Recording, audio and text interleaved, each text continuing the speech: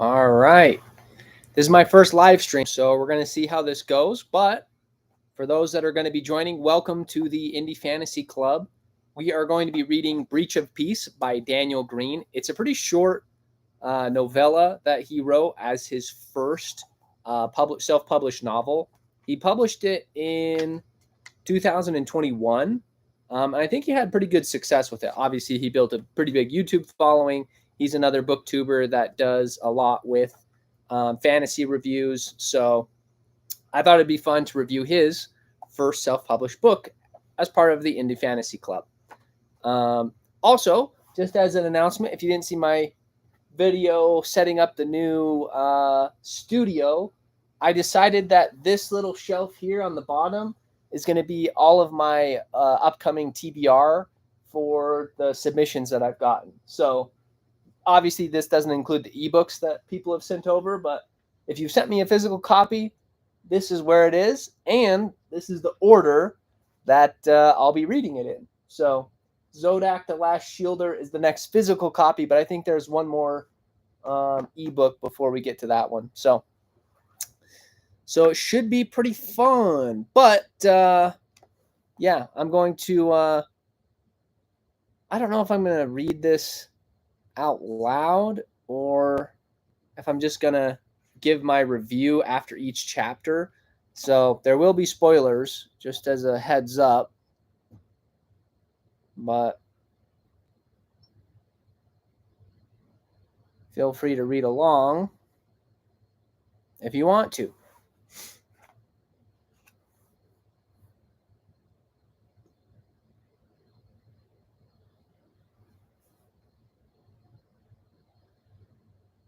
Thank you. Yeah, thanks, Mark, for the congrats. I am kind of surprised that we got to 500, but I'm super happy about it just because we get to grow the channel, which means we get more eyeballs on indie authors. So should be pretty good. I'm also going to go live on TikTok, which I've never done.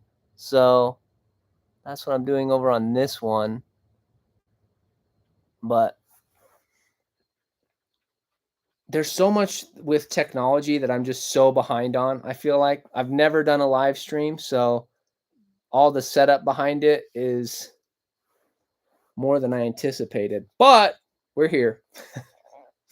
All right, so I think what I'm going to do is I'm going to maybe read the first chapter out loud, and then we'll see how it goes. I don't know if I have a great reading voice, but again, this is going to be pretty short. I think this is only 8 chapters long, and it's only 134 pages. So I'm imagining we're going to get through this pretty quickly. So if you know this book or want to read along, feel free.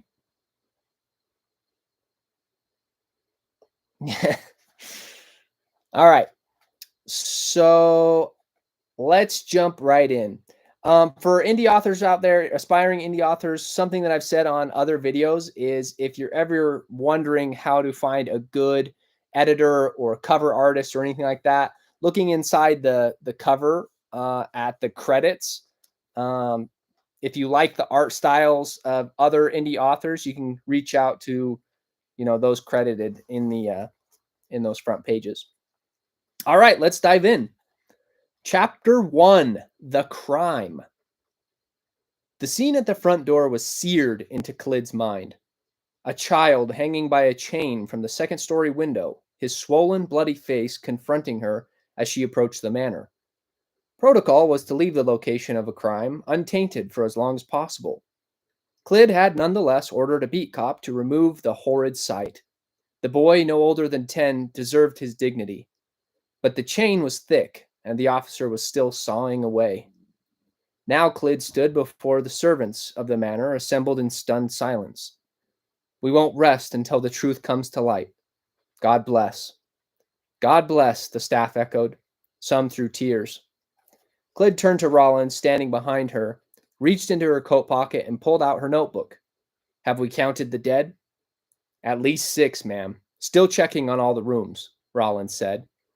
The reed-like sergeant was the best 7th Precinct had to offer. His age had slowed him down, but he still managed a crime scene better than most. We're checking the surrounding grounds for anything out of the ordinary. Inspector Chapman is already inside the house making his analysis. Chapman gets a first look. Great. The next question hurt to ask. Did we find what was missing of the boy? Rollins inhaled slowly before responding. No, ma'am.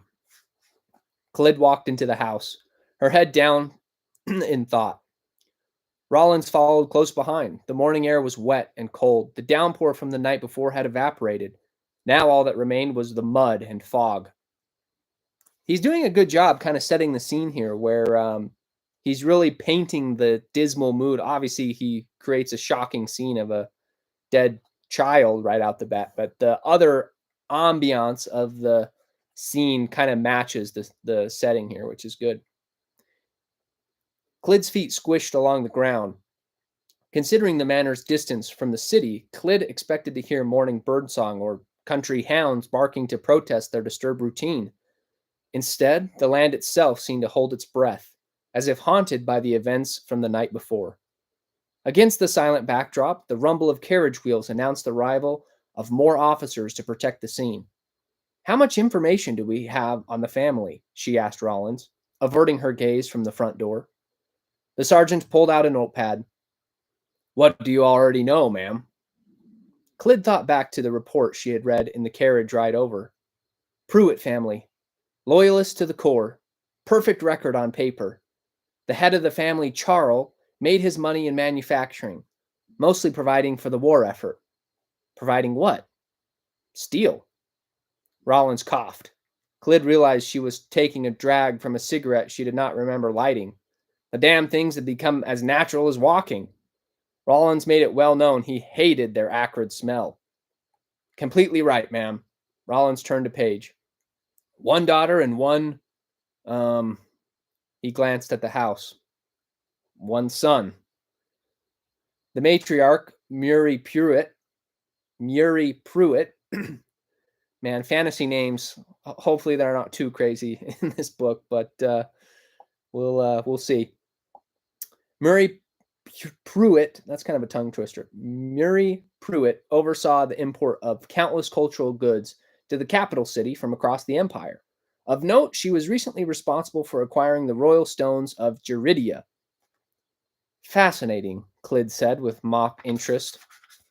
The southern nation of Jeridia had come under imperial rule about 5 years ago. Many of their royal artifacts had been taken to be displayed in the Museum of Kingdoms. Were they socialites? Rollins lifted his gaze from his notes. Ma'am? How often did they go to those royal parties in the city? You know, the rich shit people live for. We don't know that yet, ma'am. Clyd snatched the notebook from Rollins' hand. She wrote down 3 addresses, then handed it back. Find their address book. If any of those are in there, let me know.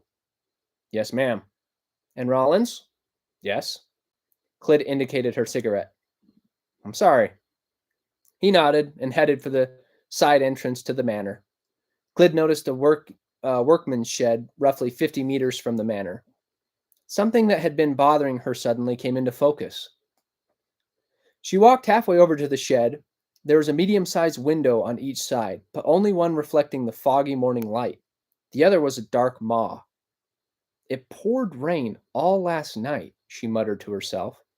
What are the chances a family that rich has a staff too sloppy to close a shed window during a storm? Clyd tossed her half-smoked cigarette to the ground. Nasty habit. I really must stop. She looked around. Every hedge was trimmed to perfection. No forgotten tools lay about. The exterior of the house itself was immaculate. Unlikely. Clyd now saw a small padlock dangling from the shed's door latch. Can't open it from the outside without a key. Can't open it from the inside if it's locked, which means she was close enough now to see that the window had, as she thought, been smashed. Arriving at the shed, Clyd noted there was no glass on the grass outside, smashed inward to climb in. So we have... She leaned in. Yup. Blood on the shed's floor. Never climbed through broken glass. Clyd pulled out her notebook and noticed another cigarette burning in her hand. Damn it! Flicking the cigarette to the grass, she called out, "Bring the cutters!" An officer, standing just outside of a small servant's entrance, hands on his knees, looked away. "Yes, you! Cutters, if you would!" The officer jogged toward the front of the manor. Clyd squatted near the window to inspect a mess of footprints in the mud. They all seemed to be one size, medium if a male, headed both toward and away from the shed. What happened was clear. The why remained murky. Clyd walked out around the shed, but found nothing else of interest. A rising sense of impatience grew within her. She was tempted to shoot the padlock off. Logically, it should work, but she had never actually seen it done. And as she began to seriously consider drawing her sidearm, the officer returned with a pair of cutters. "Thank you, dear." The officer heaved at the cutters, but only got halfway through the lock. Another heave, and the lock gave way with a solid clip. Clyd thought she could have imagined it in one.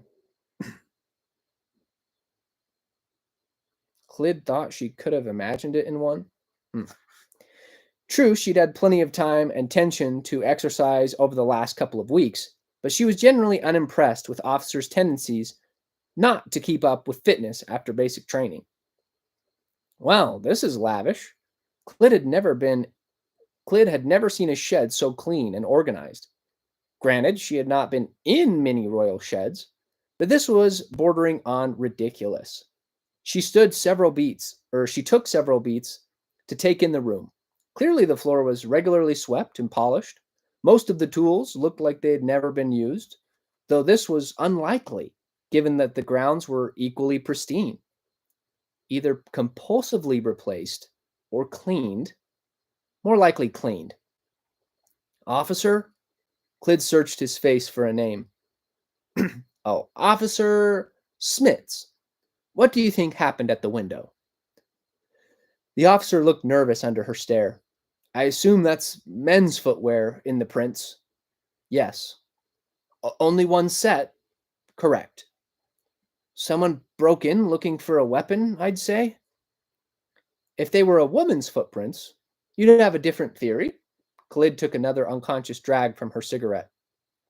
I didn't say that, but have you met any imperial ladies, ma'am?" "I have not had the pleasure." "They aren't the type to run for a weapon. With the looks of this place, someone would have only come to this shed last night looking for two things: a weapon or a place to avoid death. Only one set of prints, so no chase. The royal men like to think they're heroic. I could see one coming here with a last stand in mind." "Well done. And I believe you're correct." Clyd wasn't so sure about the officer's remarks on upper class gender politics, but everything else added up. She came to a stop. "But what tool would I take?" Clyd scanned the whole room once again. With a place this organized, it should have been obvious if something were missing.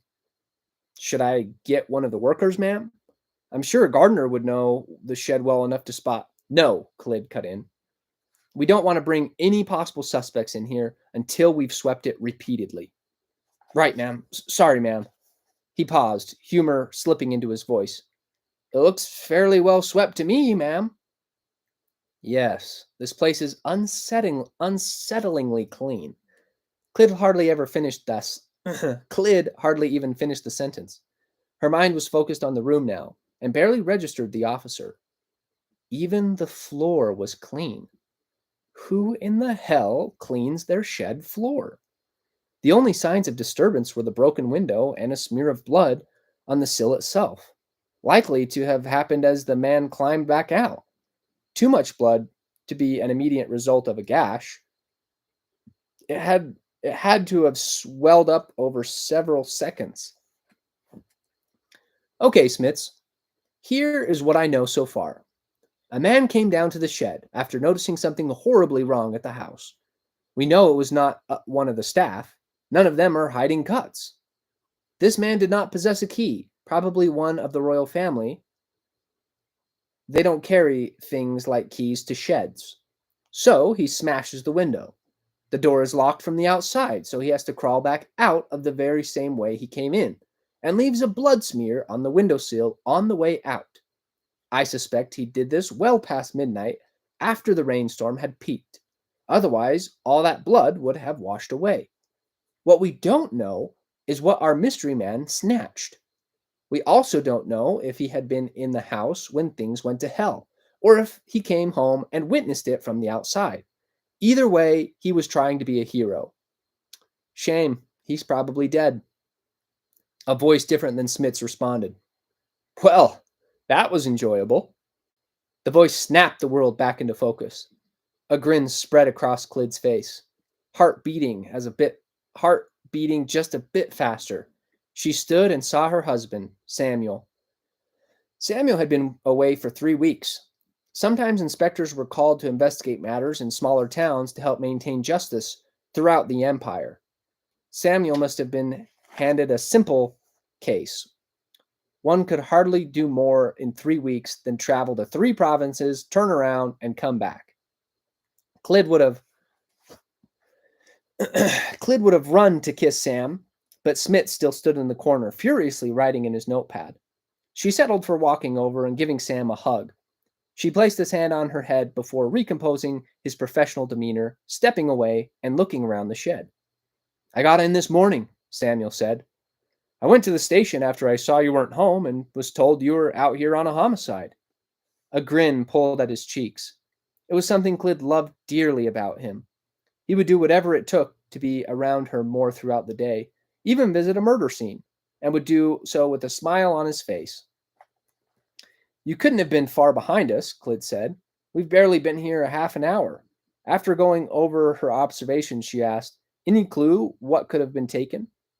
Soil knife, I would guess, Samuel said. Nobles are all taught to defend themselves with knives, even if they carry a gun.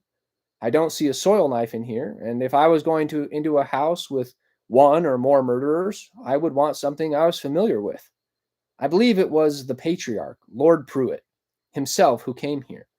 Any of the young dead men inside would have already had a knife on them.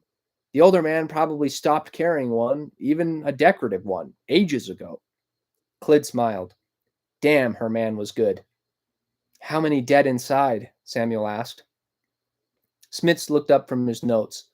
The whole family, plus what appear to be 2 guests. 6 in total, but the family was killed differently. How were the guests killed? Clyd asked. Both killed in their sleep, with knife wounds to the heart. 2 young noblemen, very efficient kills. Smits paused.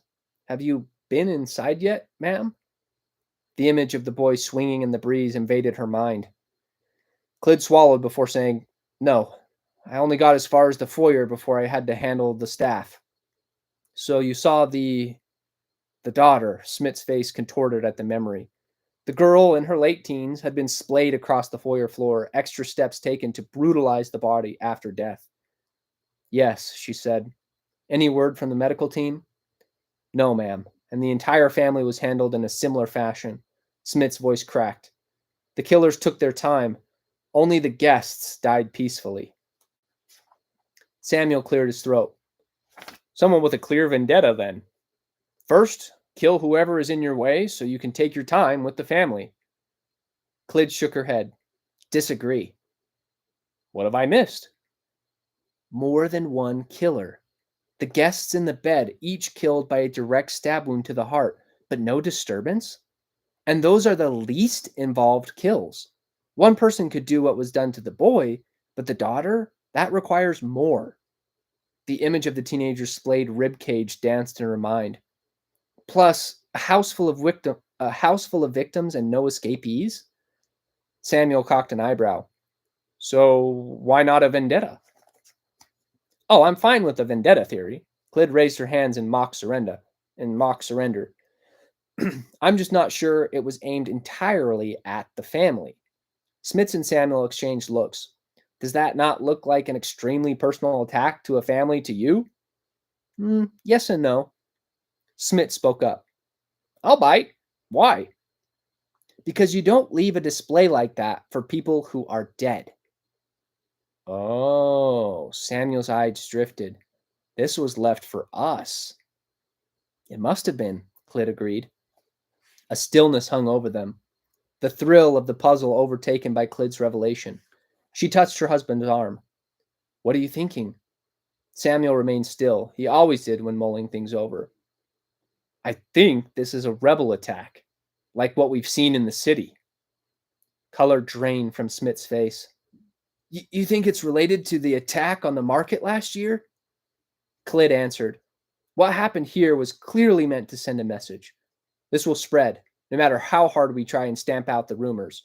Eventually, the people will know the royal class has been hit in an extreme way. Spitz ran a hand through his blonde hair, lost in thought. This was going to be bad. Recently, several attacks had been made against the empire, all to send one message.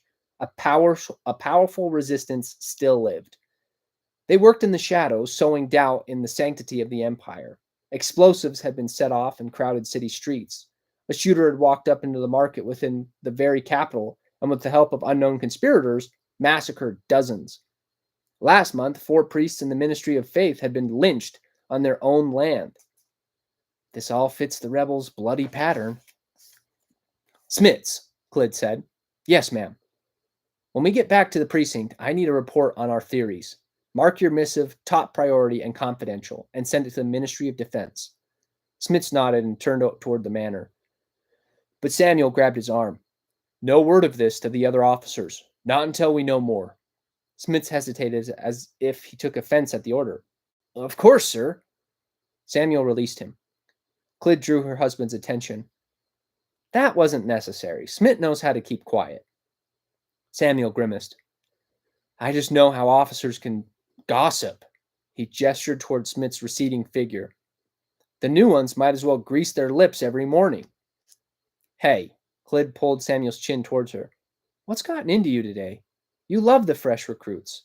I've seen you put your reputation on the line to back even the freshest recruit theory.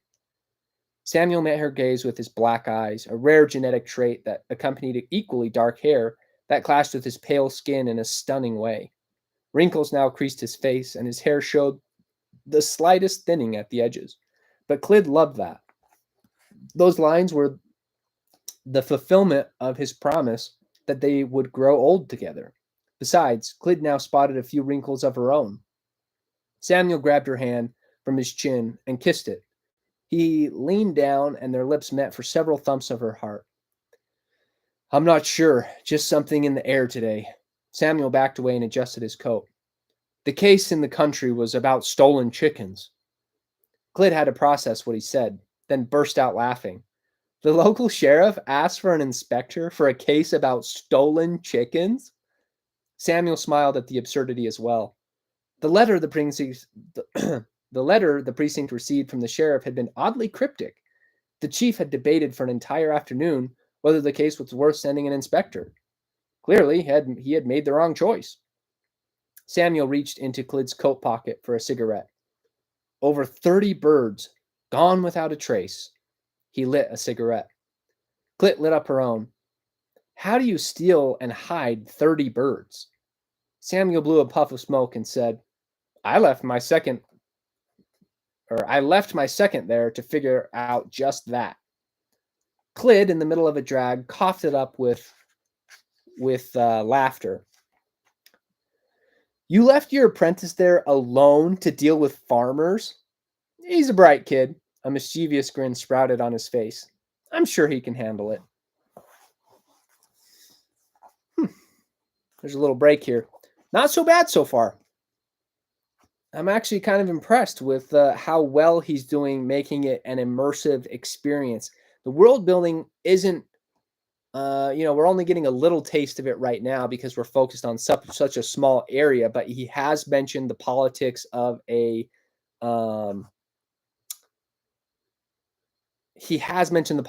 houses, of the nobles, what types of tools they use, what types of weapons they are used to. It's mentioned the rebels in kind of passing context. So he is putting a lot of world building elements into this in a very subtle way, which even though we're in a small piece right now, he's doing a good job with that. Once they arrived back at the manor, any trace of humor had left them both. The steel chain had finally been cut, and the boy was being placed on a stretcher. The chain had been locked tightly around to support beam inside. It had taken 2 officers and ruined several tools. Men from the medical team now worked to get the boy's injuries documented and his cause of death confirmed. Due to the amount of trauma to the body, Clyde doubted it was the hanging that had ended his life. They watched only a few meters away as the examination was conducted on a table brought by the medical team. Several moments passed before Samuel said, "Did you order him down?" "Yes," Clyde replied. Samuel was silent. "I know it," she inhaled. "It might mess with some evidence, but I can't leave it." "You made the right call," Samuel cut in. "We can't be animals like them." They stood apart now, but Clyde reached out and squeezed her husband's hand just once. A member of the medical team, dressed in all-white uniform, came from the house with a tray of what looked like body parts. Samuel whistled and caught the man's attention, waving him over. "The boys?" The medical man wore a mask, but his voice alone conveyed rattled nerves. "We believe so." Samuel reached into his pockets and put on a pair of leather gloves. He began his own examination of the body parts, lifting one from the tray of the medical man in front of him. The man began to protest. "Sir, do you really—" "Yes." Samuel did not even look up. "No offense, but once you start with those preserving agents, a lot is lost." As Sam went over a portion of an arm, a foot, and something Clyde could not recognize, she stepped over to watch the examination of the hanged boy more closely. The 2 medical men rolled the boy over on their table, revealing several puncture wounds on his back. More notably, the child's head lolled at an unnatural angle. Clyde's stomach heaved at the sight, forcing her to look away. "I can do this with adults, but almighty."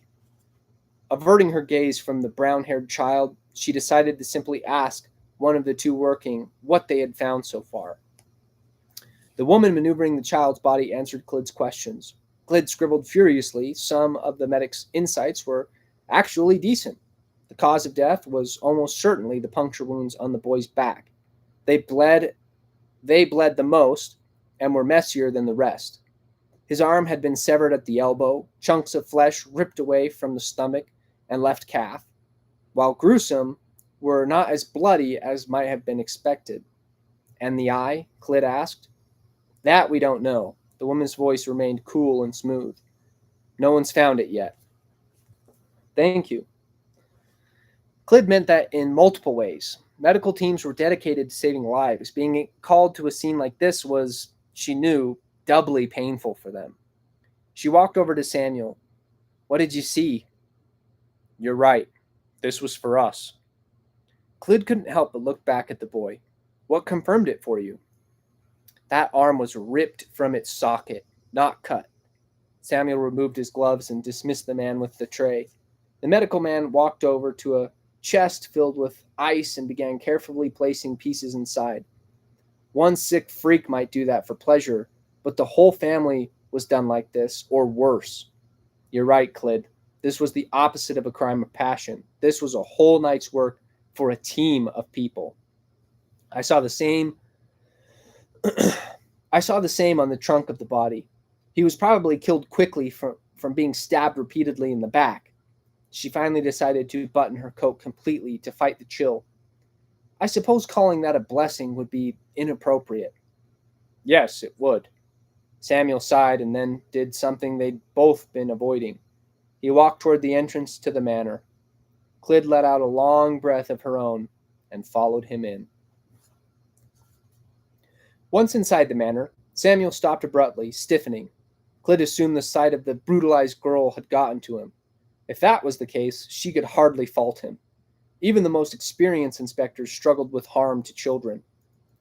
But Samuel was not looking at the girl splayed across the floor. He was staring at Inspector Chapman. Chapman was tall, dark, and what any woman would consider handsome. He pulled off the bald look extremely well, and the uniform seemed to carry extra authority on his shoulders. Unlike most members of the force, he also bore many tattoos. Intricate designs littered his arms and hands, blending into his dark skin. With his coat off and sleeves rolled, the ink was an immediate draw for her eye. Clyd found herself wondering if the ink went past his forearms. Samuel and Chapman had the same kind of rivalry schoolboys did. It had started all the way back in basic training. It had even come to blows, twice. Did he really get under your skin that easily? Why is he even here? You're lucky it's just him. More annoyance slipped into Clyd's voice than she intended. As soon as they'd heard a royal family was murdered, half the inspectors on the force tried to glom onto this case. They wouldn't stop badgering me until the captain had actually ordered them to stop. So why did he get through? You know why. Samuel only grunted in response and walked over to Chapman. Chapman glanced up from the body of the girl briefly to say, "I'm busy, Sam." Clyd could hear the displeasure in Samuel's voice as he said, "Have you found anything?" Busy. Chapman. Chapman sighed and stood up. He removed his leather gloves, walked over to a nearby table, and dropped them there. He pulled a roll of cigarettes from his pockets, lit one, and took a long drag before turning back to Samuel. "Yes." Samuel let out an exasperated sigh, looked back to Clyd leaning on the doorway, and pleaded for help with his eyes. She smirked and said, "Oh, you cracked this egg, you deal with it." Chapman tossed her a grin. Clyd did not mind Chapman half as much as her husband seemed to. Samuel struggled with the fact that while Chapman was arrogant, younger, and clearly sloppier at the job as a whole, he was undeniably a better inspector. Chapman had the highest rate of solved cases in the history of policing.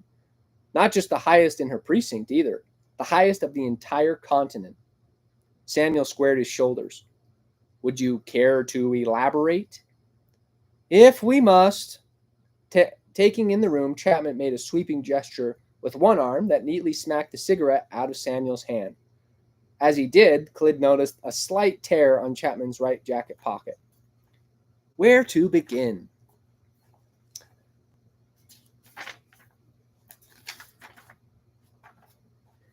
He made a show of looking at the corpse of the girl to the banister above and back to the girl's feet. Chapman then squatted low and stared intently at some blood smeared before stepping over the body and walking into a small study. Clyd followed him first. Grunting in displeasure as his wife reached Chapman's side, Samuel hastened after them. By the time Samuel entered the study, Chapman was already sitting in an armchair, posing with a book he'd plucked off the nearby shelf. He sat there pretending to read for several seconds. Samuel let out a cough. Chapman looked up from the book, feigning surprise. "Yes?" "You were going to elaborate?" Samuel said. "Or am I meant to infer your thought process from the obnoxious show you just put on?" An air of competition filled the room. Chapman made a pistol with his fingers and shot an imaginary bullet at Samuel. "Spot on." Samuel narrowed his eyes. "Well, I saw the girl's neck bent pretty severely." "Correct," Chapman responded. "But not just her neck." "You gestured to the banister," Clyd cut in. "You think she was thrown off?" Chapman exhaled, letting the book drop to the floor. "No." Both Samuel and Clyd paused. Clyd spoke first. "Chapman, you think this girl jumped on her own?" Chapman met her eyes for the first time.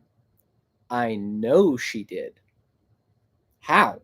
The light of intrigue replaced the competitive edge in Samuel's eyes. He took a chair across from Chapman. "How do you know the girl jumped?" He emphasized the word "know" heavily. To his credit, Chapman seemed to forego the stage play for the time being. He replied simply, "Blood smears. The girl dragged herself several paces from where she had landed. Why not walk? Her legs were not broken. Or her legs were broken. If you're thrown from a banister, it's extremely unlikely you'll land cleanly enough to break both your legs. Much more likely if you jump." Chapman emphasized the word both in an imitation of Samuel, who either let it go or was too deep in thought to notice. "So someone chases her upstairs. In a desperate attempt to get away, she flings herself from the banister, lands on her feet, but wrong. She never had a chance to land right. Chapman was leaning back in his chair with fingers steepled. Clid could tell he was comparing Samuel's mental conclusions to his own. That was the damned irony. When these two worked together, the results were amazing. Ah, yes, Samuel replied. Ladies' shoes hardly make for secure footing. Samuel leaned back in his own chair as he put together the rest of the scene. She lands from the fall and snaps one or both of her legs. Unable to get up, she desperately tries to drag herself to the door. Whoever is chasing her catches up, breaks her neck, and begins the mutilation. Chapman furrowed his brow. What makes you think the neck was first? Samuel leaned forward. The fact he had caught something Chapman missed brought the light of competition back into his eye. One, it fits a pattern. The two guests, the men found in the bed together, were killed quickly. The little boy outside, killed with rapid stabs to the back. That alone would lead me to believe the girl was as well. But on top of that, point two, the blood on her is wrong. Clid kicked in. The gore is all localized, Chapman. She wasn't fighting when they tore her apart. The blood smears lead up to a relatively clean site. How did you miss that? Chapman let out a grunt and said, I was just getting there when the smell of your husband interrupted my cogitations. Overwhelming everyone with your cologne is not a substitute for bathing. Did you know that, Samuel? I really like the tension he's creating between these characters, between Samuel and Chapman. It just makes the story more intriguing for me, and it makes the characters feel a lot more personalized. So I actually like that a lot. How the dialogue feels natural, the conversation seems like it's realistic. So I actually think he's developing these characters pretty well.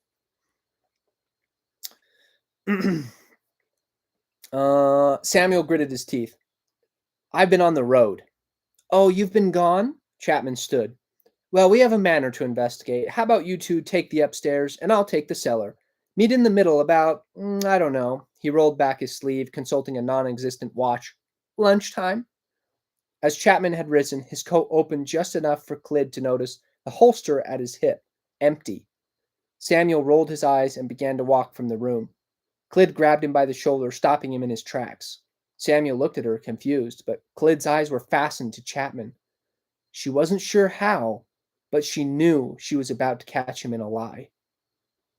Why was your coat torn, Chapman? Chapman paused imperceptibly before saying, ripped it late last night in a chase. Horrible timing, really. The bastard got away and everything. Clid held his gaze, and she stepped forward. It must have been remarkably fast suspect, chap. She gave him a sickly sweet grin. Everyone knows you're the fastest one on the force. Chapman was ready. Chapman was always ready with a retort, yet he paused. Guessed he must have been. Clid said, and took her husband forcefully by the arm, all but marching him out of the room. All right, that's chapter 1 of Breach of Peace. I think he's doing a pretty good job setting things up. He's doing a good job setting up the mystery of what's going on. I don't know what I expected. First of all, I haven't heard anything about this book, so I was able to avoid any spoilers for the most part. But yeah, I don't know what I was expecting, but it's interesting that he kind of is writing a mystery, almost like a Sherlock Holmes type of a story here from the look of it, an inspector investigating a murder scene. But yeah, I feel pretty immersed in this. I feel like he's done a good job setting the scene, setting the tone of the story with this first chapter. I like the conflict between the characters. I think he has done a good job with the world building so far. The dialogue seems natural. There's nothing so far that has kicked me out of the story. And it's been pretty engaging so far. So yeah, so far so good.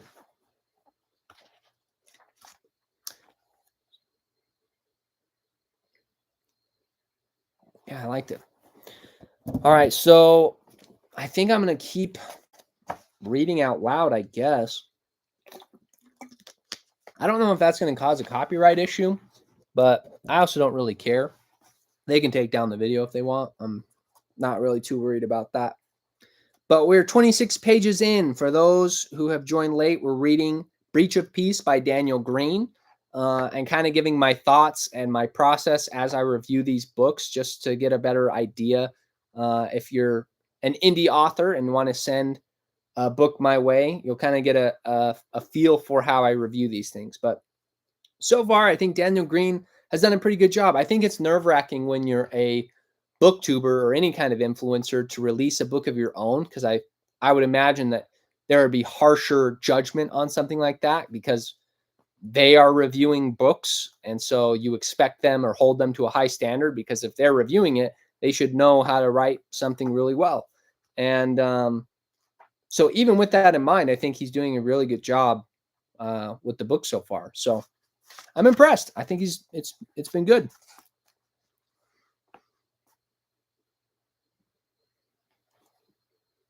All right. So let's continue with chapter 2. The Madness. The rest of the house was like a museum of gore and death. Bits and pieces of the victims had been left on display for Clyd, Samuel, and Chapman to find and examine. If the two children had been left as a signal flag, then the matriarch and patriarch of the family were what they signaled. The wife was found in the master bedroom, her arms and legs bound to the canopy bed, each limb now bent in a stomach-turning fashion. Naked, skinned, her insides distributed across the room, her heart lay on the dresser in a pool of blood, her femur had been roughly torn off and left on the floor. As with the other victims Clyd had seen so far, there was surprisingly little blood. She had been dead before they really got to work on her. Also, this is a pretty grisly book, which is also not something I expected. Like, to start out with such a vicious and brutal murder, it works because I want to know what happened to this family and why, and it is setting it up really well, because it's just the murder and the brutality of it is just so extreme. So pretty cool. But yeah, I guess viewer discretion if that's not really your thing. A particular bloodstain on the pillow caught Clyd's eye. She leaned in close to her peer at the woman's cheek. Samuel appeared next to her. They haven't gotten the cellar open yet. It appears to be locked from the inside. The first officer claims he heard movement down there. The lot of them are spooked. Noting his wife's preoccupation, he leaned in close to look at the same markings and stain that had caught her eye. Samuel's brow shot up. Well, shit. Is that a bite mark? Clyd nodded. Someone bit this woman's face and spat the flesh out on the pillow. Samuel took a step back from the bed and rubbed his neck. Clyd turned from the body and gave her husband a once-over. His shoulders were tense, his brow fixed in a furrow. You okay? I will be. Have we found any trace of the husband? Well, she pulled out her notes to add a few thoughts. From what you've just told me, I'm guessing we might find him in the cellar. That's what I feared. Why's that? Samuel grinned. Chapman is trying to get it open. If there's a panicked man down there. Ah, Clyd closed her notes. We should get moving. Chapman hated when things would not open for him.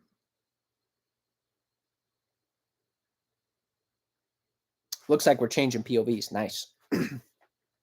Chapman hated when things would not open for him. He tugged on the cellar door harder this time, but it still refused to budge. Damn thing.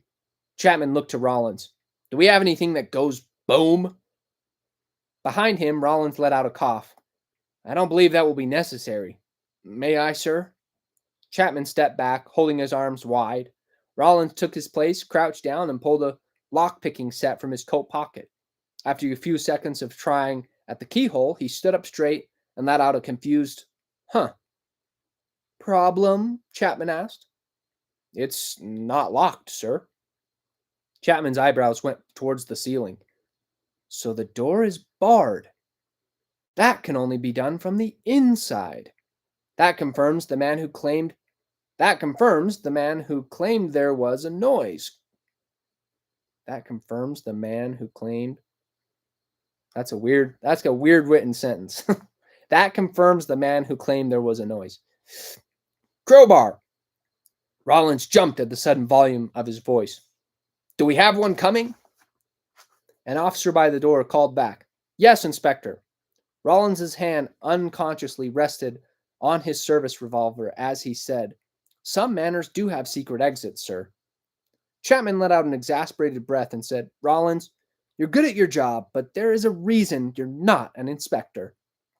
The other officer bringing the crowbar halted at the statement and gave Chapman a reproachful look. Chapman caught the look, self-admonishment flickering across his face. He turned to Rollins, now frowning deeply at the door. I'm sorry, Sergeant. Managing sincerity, he added, I was well out of line. You know I wouldn't say it if it were true. I often say things I don't mean because I think they're funny. That, in hindsight, was not. Aye, sir. Chapman could tell his words were not enough. Rollins had tried for the rank of inspector many times in his career. Each time he had fallen just short on several key tests, the ones designed to assess deductive reasoning. Rollins never did all that badly on the tests, just enough to guarantee his superiors would never promote him. Chapman doubted there was a secret way out of the manor. If there was, whoever had locked themselves down there would have taken it by now and reported the murders themselves.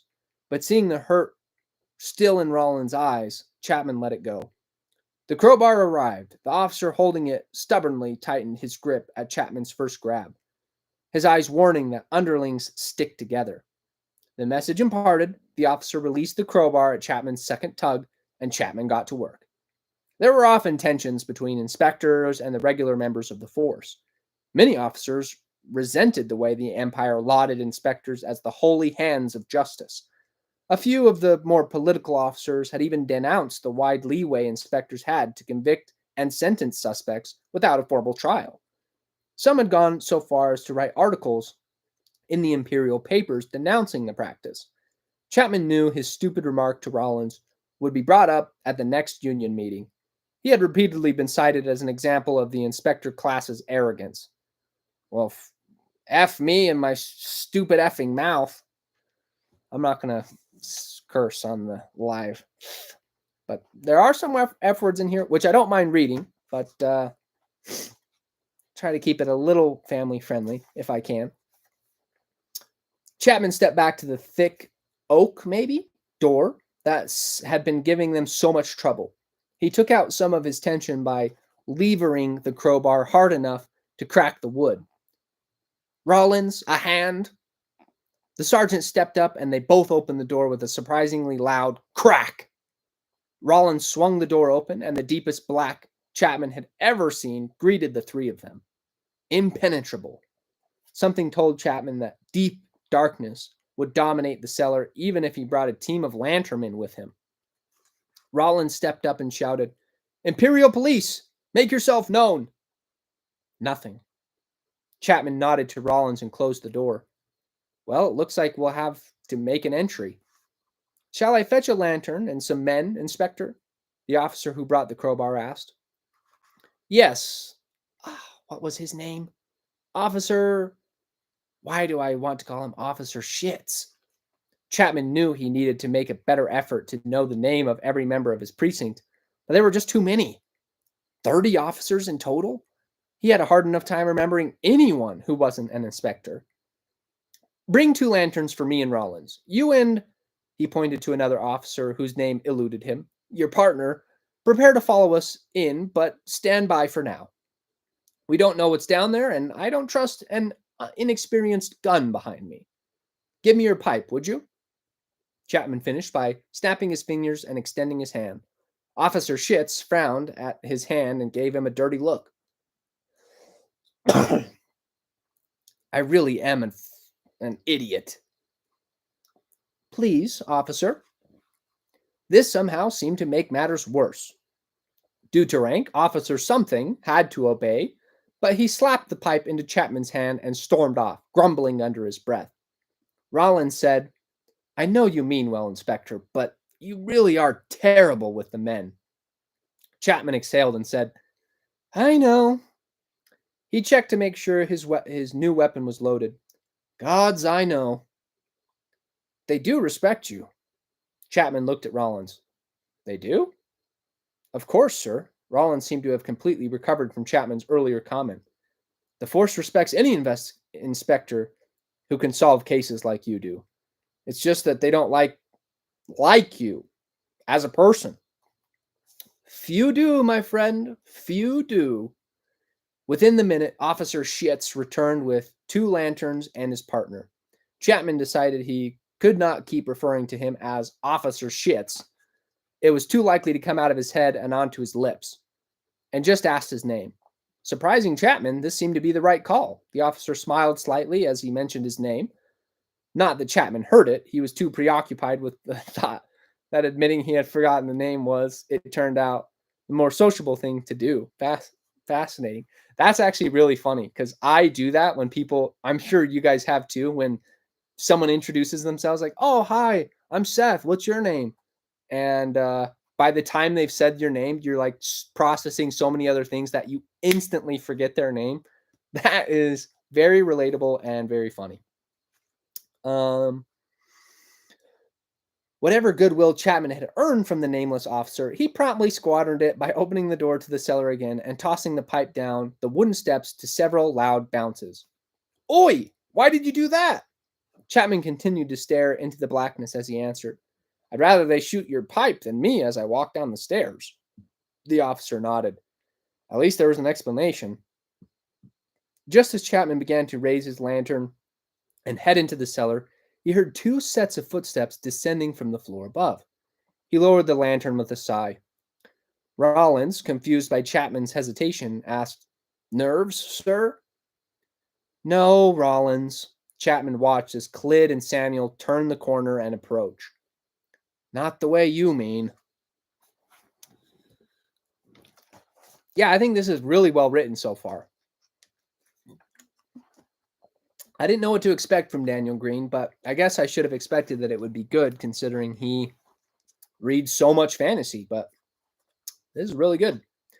All right, we're switching back to Clyde's perspective.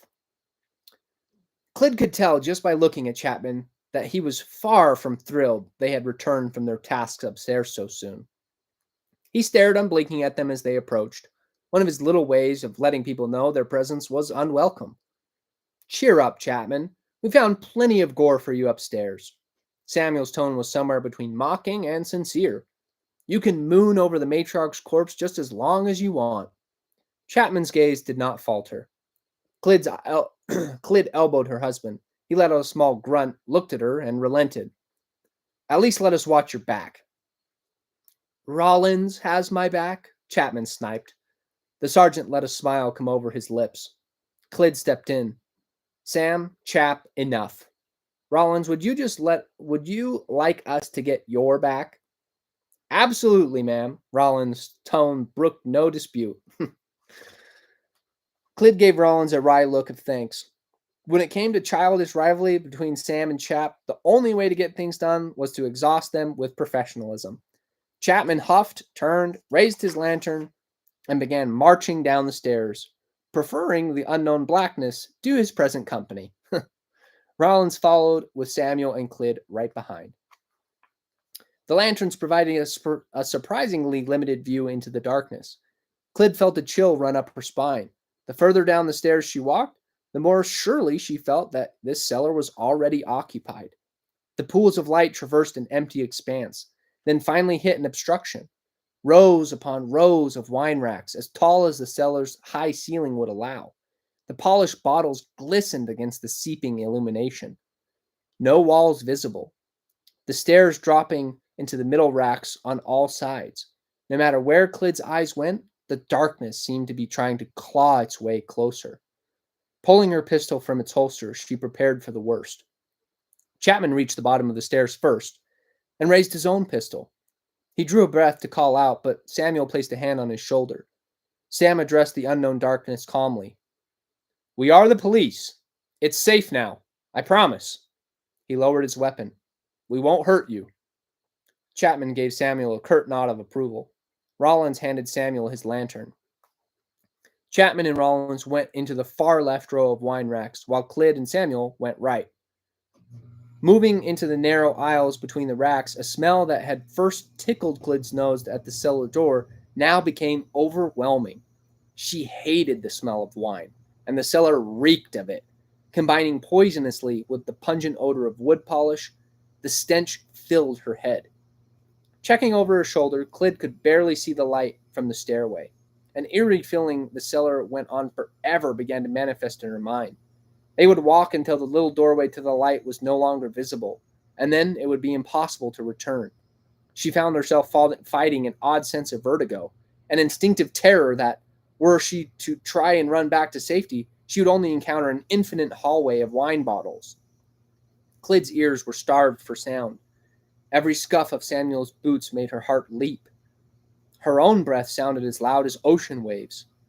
Clyd knew this was what adrenaline did, but that did not stop her hands from shaking or the grip of her pistol from slipping.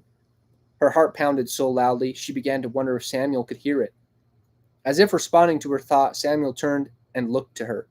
He mouthed, "Are you okay?" She nodded. He placed a hand over his own mouth, signaling for her to try and quiet her breath. She did so, trying to slow her own heart as well. She took a deep, slow inhale and let it out slowly as she closed her eyes. "I'm in an endless expanse of nothing. I am falling through eternity. Samuel will not be here when Clyd's eyes popped open, and she had to stifle a small whimper. Well, that was a huge mistake." Samuel still stood within arm's reach, the furrow in his brow deepening. "What's wrong with me?" Clyd could get in a shootout with the suspect and laugh about it an hour later, but the overwhelming silence and darkness tore at her sanity. Something sticky caught her boot. Clyd looked down and saw a small puddle of black fluid reflecting off the floor.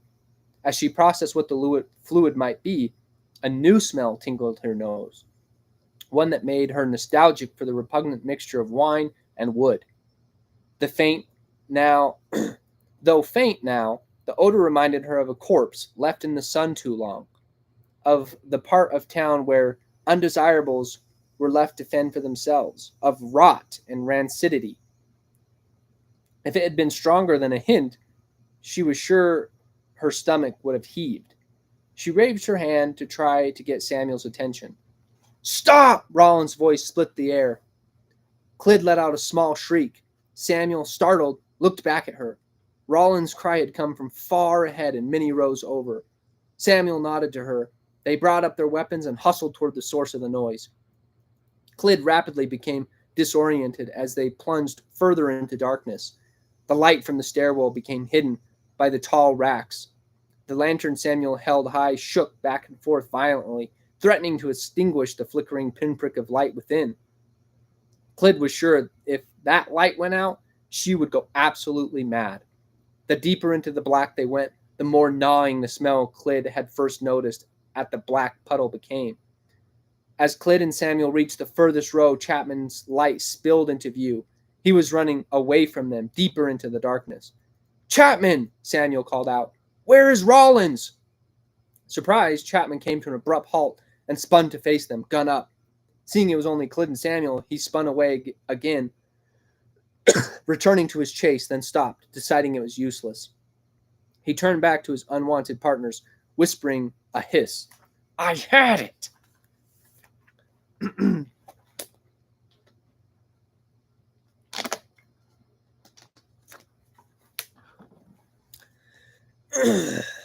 Samuel hissed back. "Point that somewhere else and answer my question." Chapman kept his pistol at the ready. "Rollins couldn't keep up when I gave chase." "You left him?" Samuel advanced angrily on Chapman. "It's all right," Rollins' voice came from behind Chapman. Clyd nearly jumped out of her skin. "God!" Samuel saw Rollins enter the light from the darkness behind, but did not break his stride toward Chapman. "No, it's not all right. Chapman, you... Shut up!" The violence in Chapman's voice silenced them all. "We're not alone. Positions." The command was simple.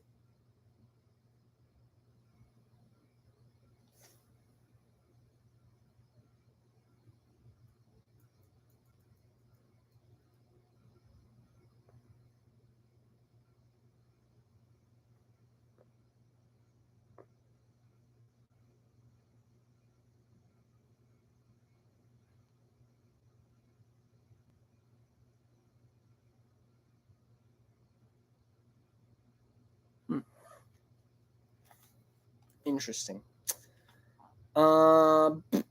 Where was I? Got a little distracted there.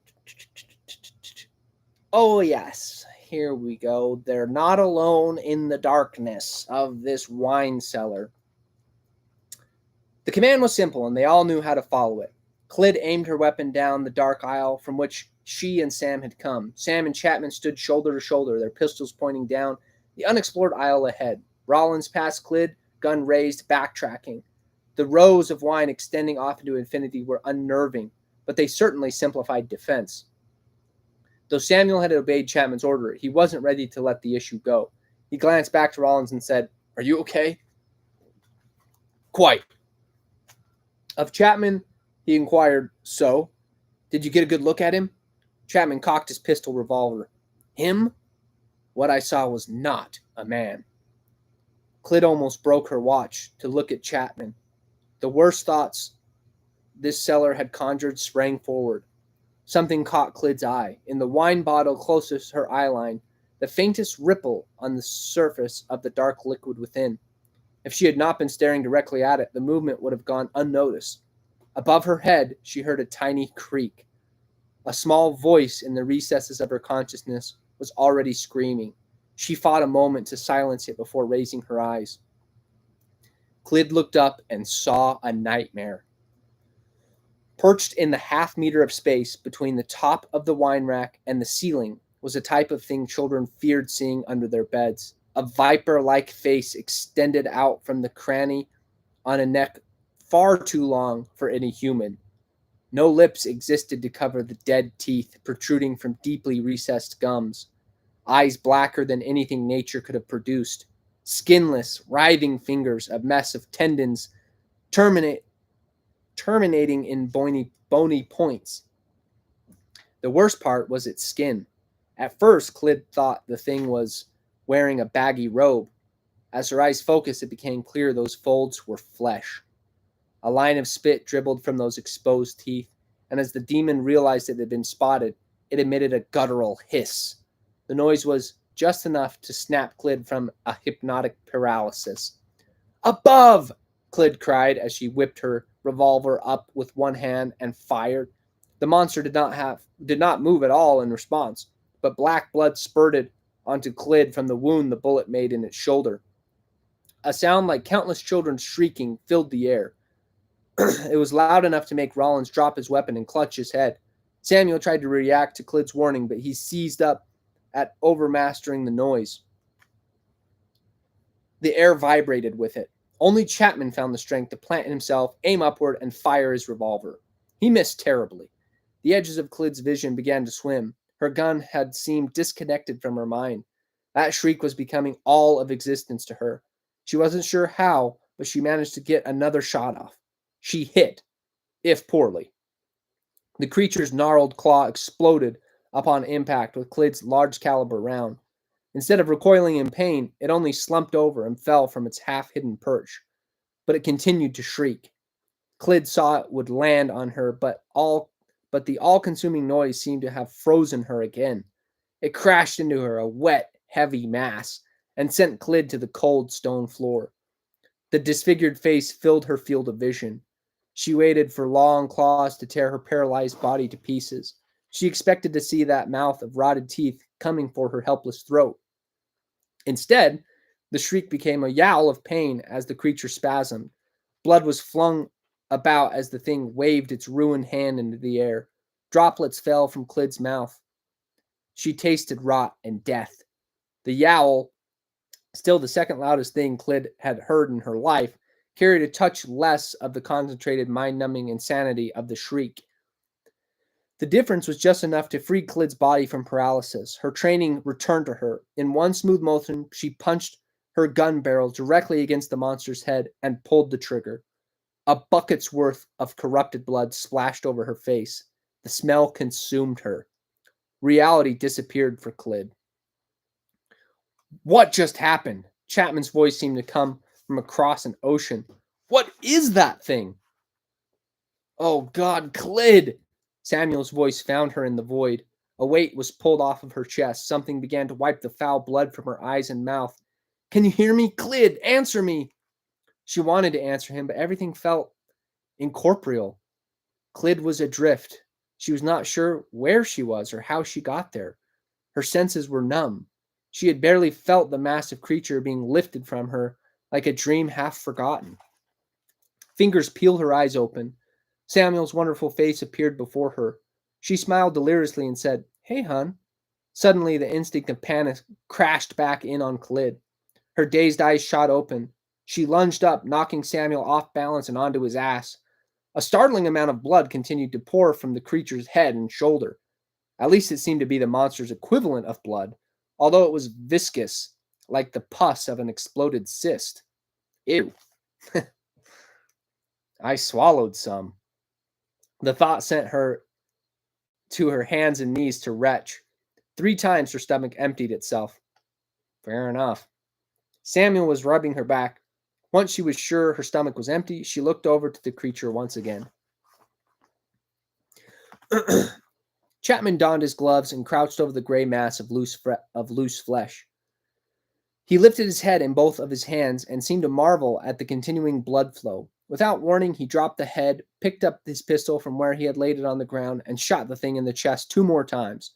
More black blood than Clyd had thought possible sprayed into the air at each shot. Chapman glared at the thing for a moment, then began to rummage in its pockets. Samuel broke the silence. Was it still alive? Chapman found what he was looking for, an empty vial. No. Then why keep shooting it? The 3 inspectors turned to Rollins, sitting against the wine rack, uncharacteristically panicking. Sweat poured from his brow, and the kerchief he had pulled from his pocket shook violently. Chapman held the vial to the creature's neck, still dribbling with viscous blood, because the blood was still flowing, as if the heart was beating. Then it was alive, Rollins exclaimed, more frightened boy than veteran cop. Chapman did not look up.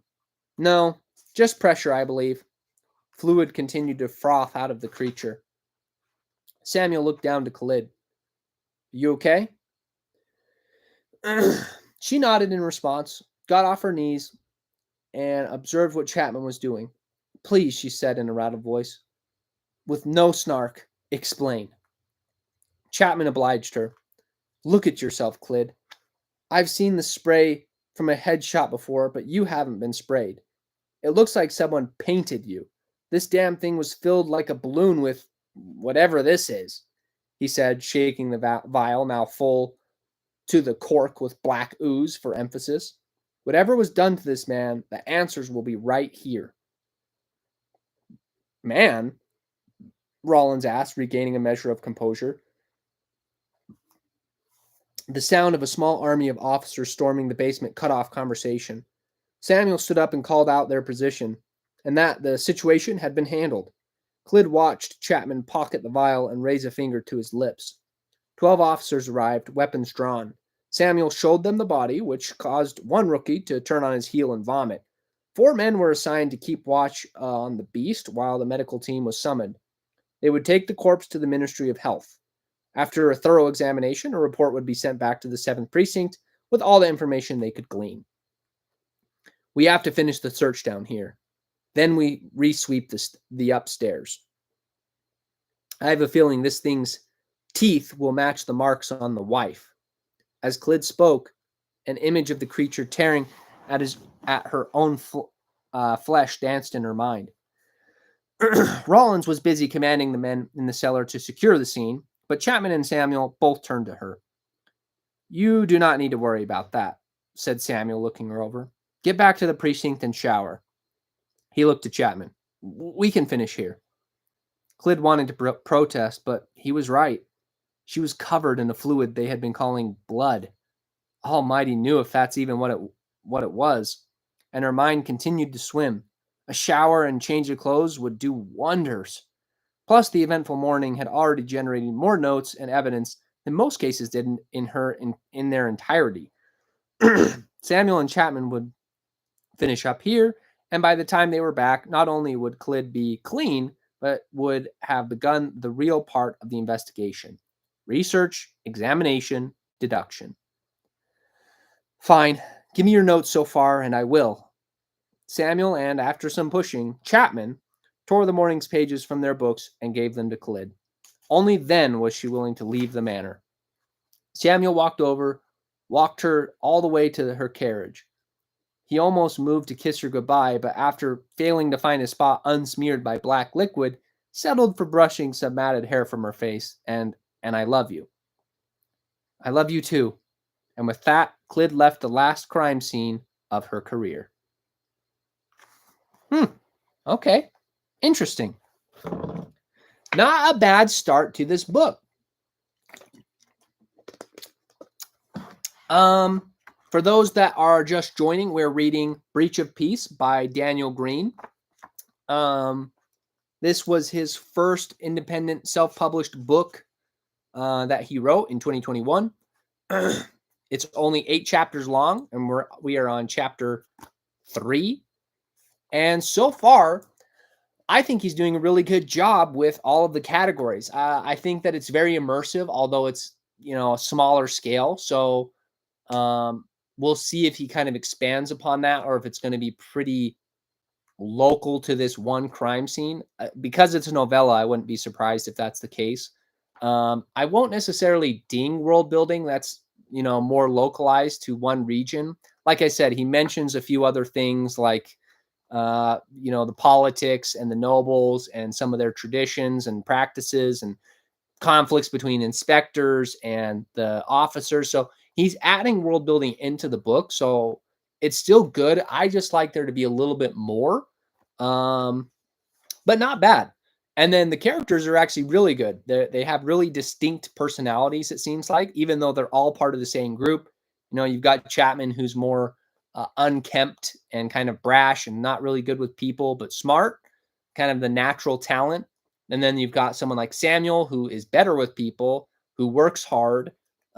So again, he even said that they complement each other really well and also conflict each other. Those make for great duos when they complement each other, but they hate the fact that they complement each other. So, and then Clyd is a good character as well, kind of leading the investigation, kind of a glue character in my mind. And the dialogue, again, feels all really natural. He did a good job building suspense with that creature, leaving a cliffhanger, keeping us curious.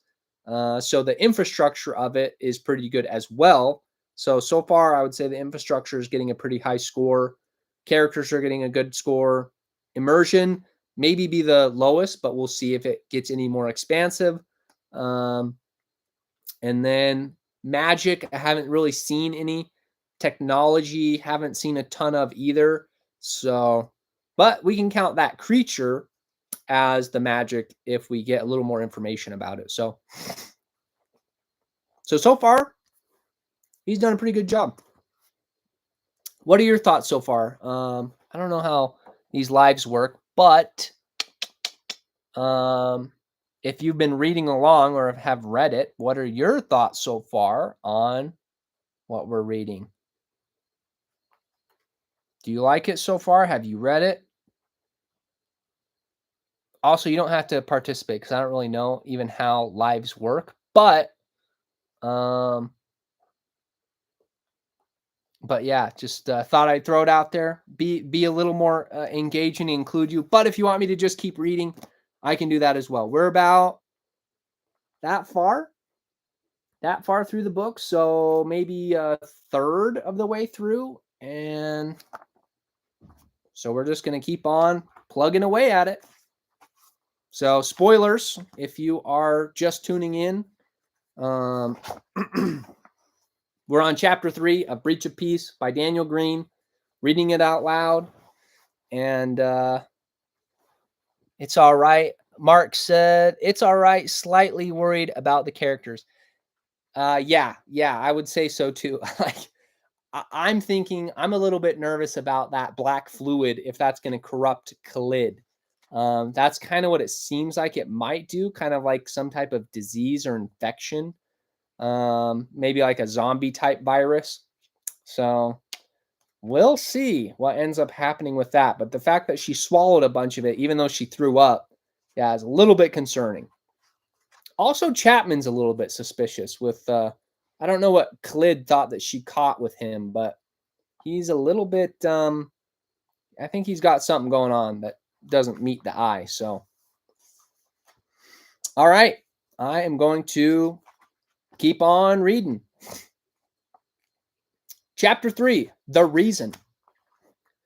I might have to go get more water at some point too. Mark, is it already halfway? Pretty close.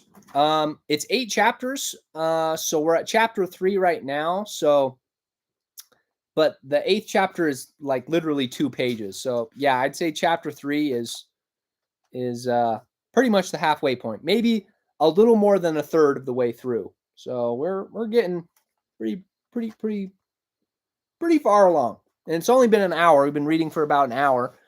So probably another hour and we'll have this thing wrapped up. All right, chapter 3, The Reason. Back at the precinct, Clyd used one of the locker room showers. She had to dragoon one of the novice officers into operating the hand pump. The usual attendant had more pressing tasks. Her investigator's cloak was being washed by a recruit. While she preferred the fit of the civilian jacket she now wore, pinning her badge to it felt wrong. After cleaning up, Clyd secured an investigation room with a large evidence table and a sizable chalkboard. This was all standard procedure now, but she still considered every resource of her job a gift from the Almighty. Decades ago, after the Almighty had secured power, it not only handed down countless extraordinary technological advancements, but replaced the military forces patrolling the street with civilian policemen more directly answerable to the community they would serve. Initially, many protested the idea of citizen law enforcement body, but the entire experiment had worked out wonderfully. Okay, so he's folding in a little more world building. I even mentioned he's already he must have been reading my mind as he was writing this, but yeah, folding in some more overarching world building right off the gate with chapter 3. Now Clyd was proud to follow any rule and procedure the Almighty cared to lay down. Beginning a case was an almost holy experience to her. She felt herself drawn closer to the Almighty by carrying out his will through the system it had created. Now, children didn't grow up wishing to be soldiers, but officers. Even low-level patrolmen were treated with respect. Since their founding, the Capitol Police had been a force for good in the community. Those who had been among the first to join were all heralded as local heroes. The captain of the 7th, Clyd's boss, was one of them.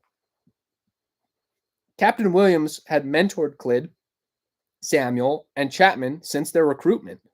Williams was firm, bordering on brutal with new cops, intent on weeding out the weak stomachs. As a result, his legacy was damn near flawless. He'd brought down several major gangs, for which he received the Medal of Valor from a member of the Anointed, and deployed generations of his loyal protégés in performing community outreach, building and staffing soup kitchens and homeless shelters. The captain did not believe an officer's first duty was to go after criminals. Instead, he trained the 7th to better the community first and above all. Clyd wasn't sure this approach to policing would ever have occurred to her, but the results spoke for themselves. The 7th Precinct's jurisdiction had the lowest crime rate in the entire city.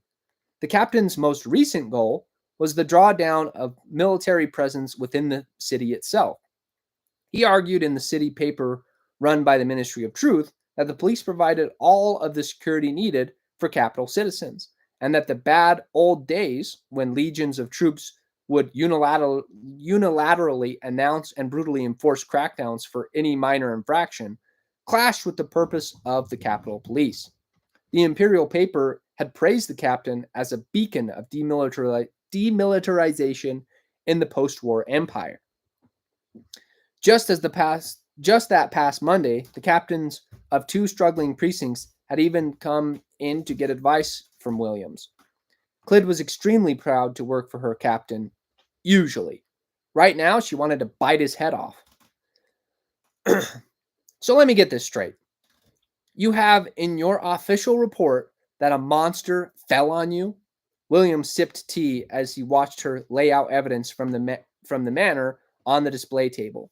He had offered to help on site, but thinking of his age and constant limp, Clyd had politely declined. One doesn't become the most respected man on the force without leaving his youth behind him. Williams spent most of his days organizing community efforts or overseeing the inspectors. Glid wished he would focus on the former now. Captain, I know what fell on me. I can still taste the damn thing's blood, or whatever that was inside it. They had been going at it for a while now. The medical team took the creature directly to the Ministry of Health. The captain took a loud slurp of his tea, swallowing, and said, Demons were killed off entirely from this region over 100 years ago. Do I need to take you back to school? Enroll you in first grade history class? He gestured sarcastically past the pool of desk officers and toward the exit. It wasn't a demon, Chapman's voice came from behind Williams. The captain greeted him with a nod. Don't tell me you're here to corroborate this. We don't file reports on demons in cellars. Chapman slid past the captain and nodded to Clid. No, Captain, but he pulled the vial of fluid from his pocket and tossed it to Williams. Something horrific was done to the lord of the manor. Something that will certainly be in my nightmares. That thing was Lord Pruitt? Clid could not believe it. Williams had a genuine look of shock on his face. This was the third surprise of the morning. First, the horrific murders of an imperial family. Second, Clid, one of the most trustworthy inspectors, returning from the scene to describe a suspect out of a fairy tale. And now Chapman backing up the insane story. Chapman pointed to the vial he had tossed. You had to have seen her come in covered in that. What did you think it was? The captain held the vial up to the light from the broad window and said, Mud. Chapman shook his head and said, Age is a bitch. Williams fixed Chapman with a sharp eye. Because a young man would have no trouble looking at vials of dark liquid and determining it was the blood of an imperial lord who, it turns out, is also a monster. You're right, Chapman. I must be getting slow. Chapman grinned in response. Chapman, Clib said, what could have done this to him? Hell, how do you even know it was Lord Pruitt? No clue what did it to him, but it was him. After you look past the stretched out skin, unusually, Chapman seemed unwilling to list the former Lord Pruitt's other horrifying traits. Other oddities. The man was under there.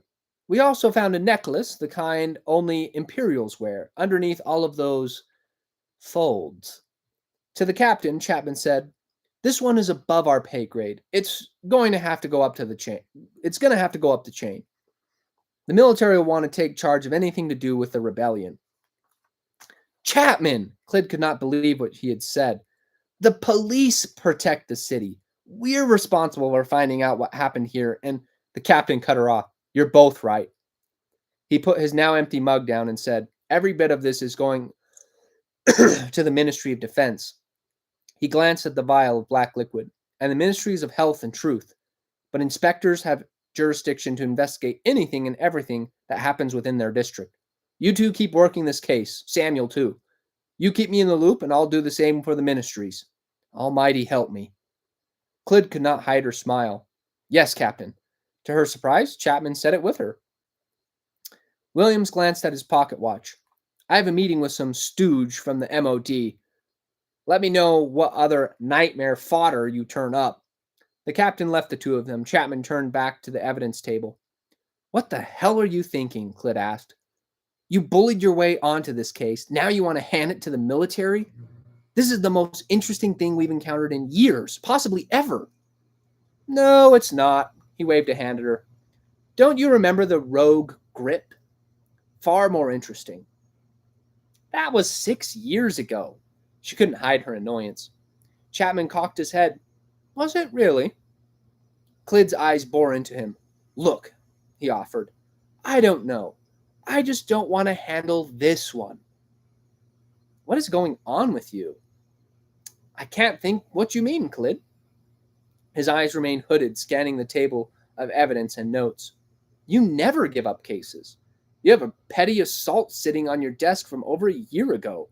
Clid kicked the table to get him to look at her. Really think you're going to solve that one? Already did. The mugging never really happened. Old man just wanted attention. Sure.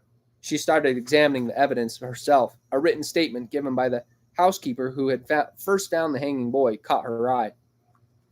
Chapman's eyes remained glued to the evidence table of the case he just disavowed. After a few minutes, he took a seat and began writing in his notes. Good, Clyd thought, her annoyance at finding him horning into the manor now forgotten. After the terror and violence of the morning, she'd take the help, particularly if it kept the military out of her way. Clyd did like working with Chapman at times. He cared about the work and could be genuinely funny. He simply had the social ability of a sea eel.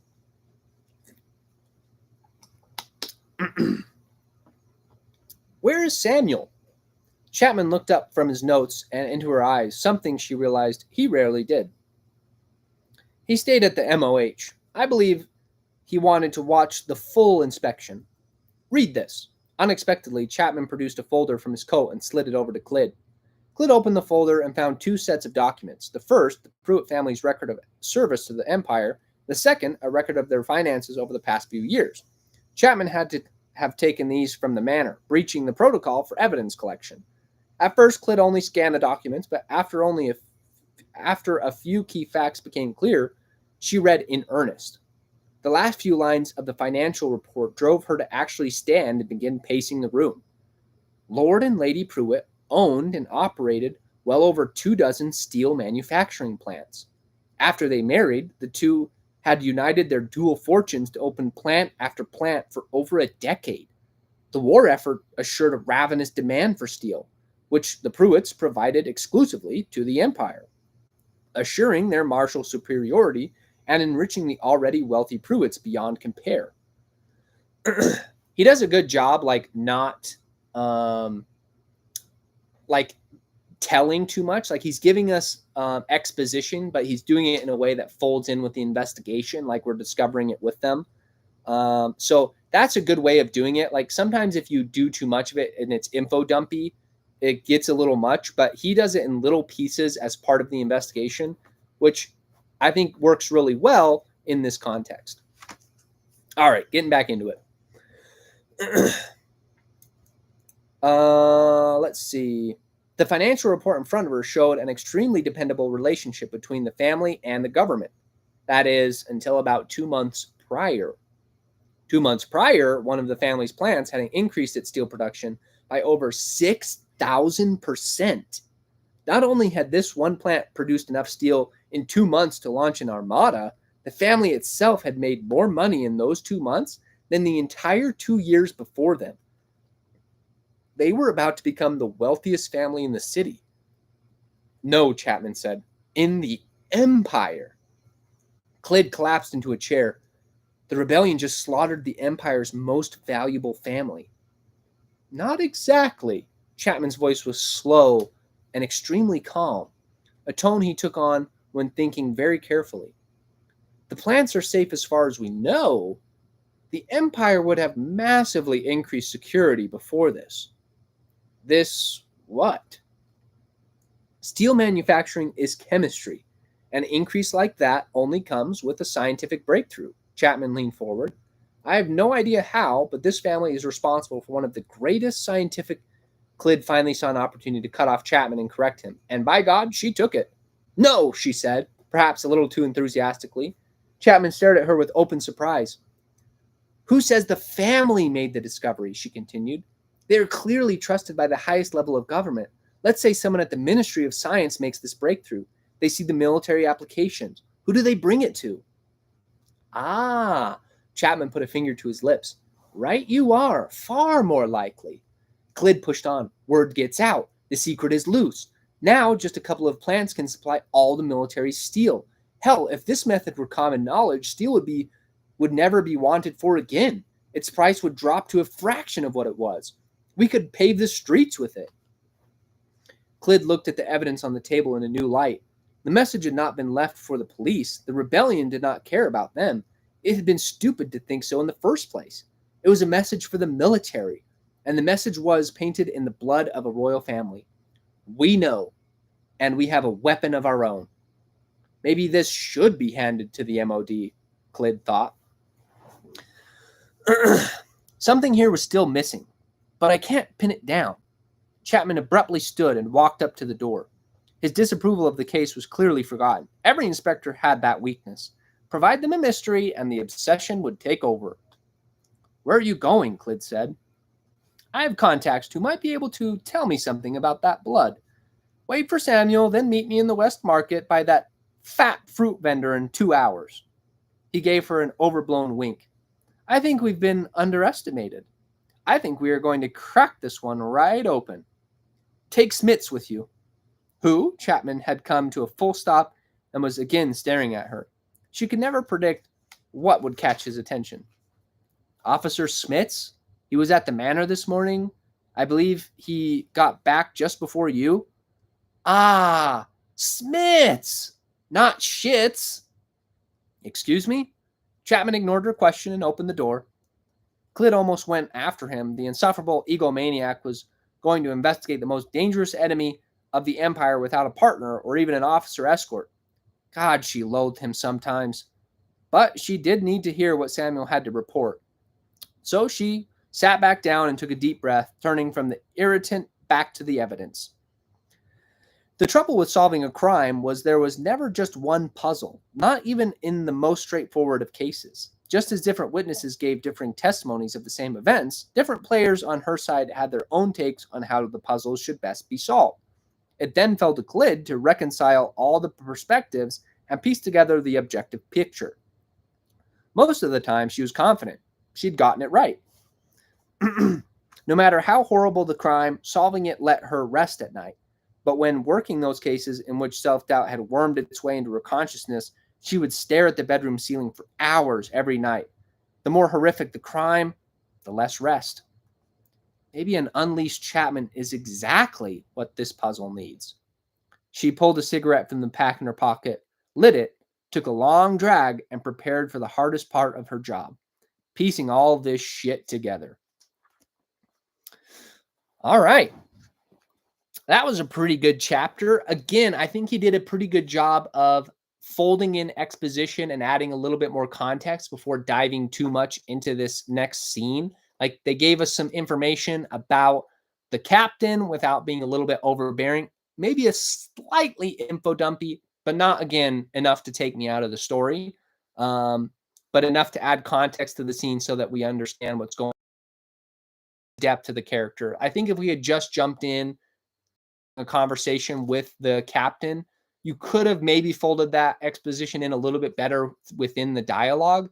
But, it might not have made as much of an impact as to the depth and interest of this particular character. So I think that works.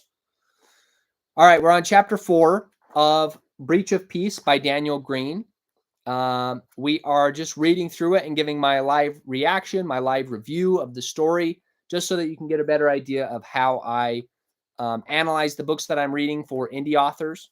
And since this was Daniel Greene's first self-published book, that's what we're doing. All right, let me get to some of these comments. I really like the book. Kind of thoughts and summary idea keeps my ADHD from wondering too much. Yeah, same. Mark, also compliments to your reading. It's easy to follow and animate, but not distractingly so. Thank you. Yeah, I appreciate that. My voice is getting more. I'm not used to talking this much or this long, so I think I am going to have to go quickly run up and get more water. But in fact, I'm going to do that right now. So everyone tell each other in the comments, I'll be right back. I'm going to get more water. I'm too thirsty. My throat's too dry.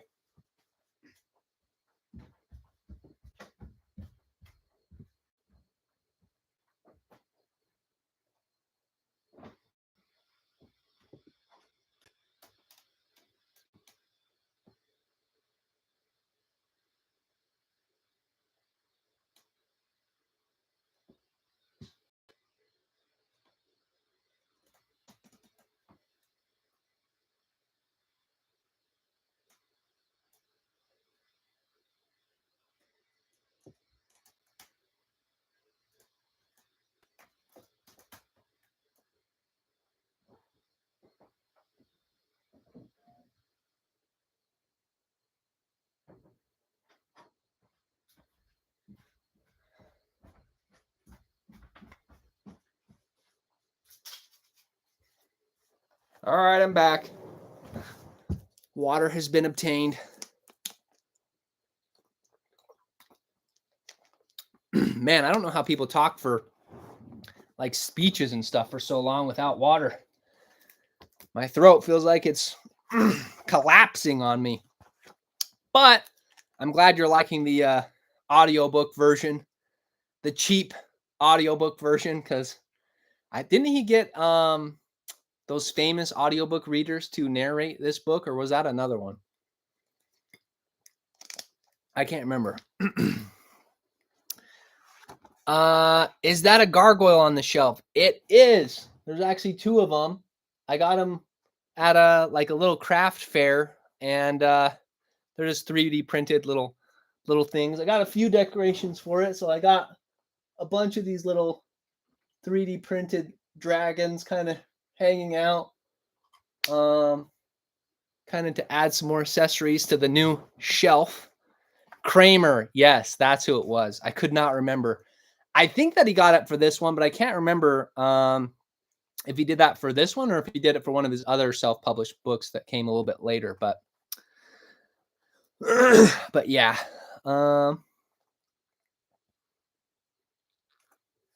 Okay.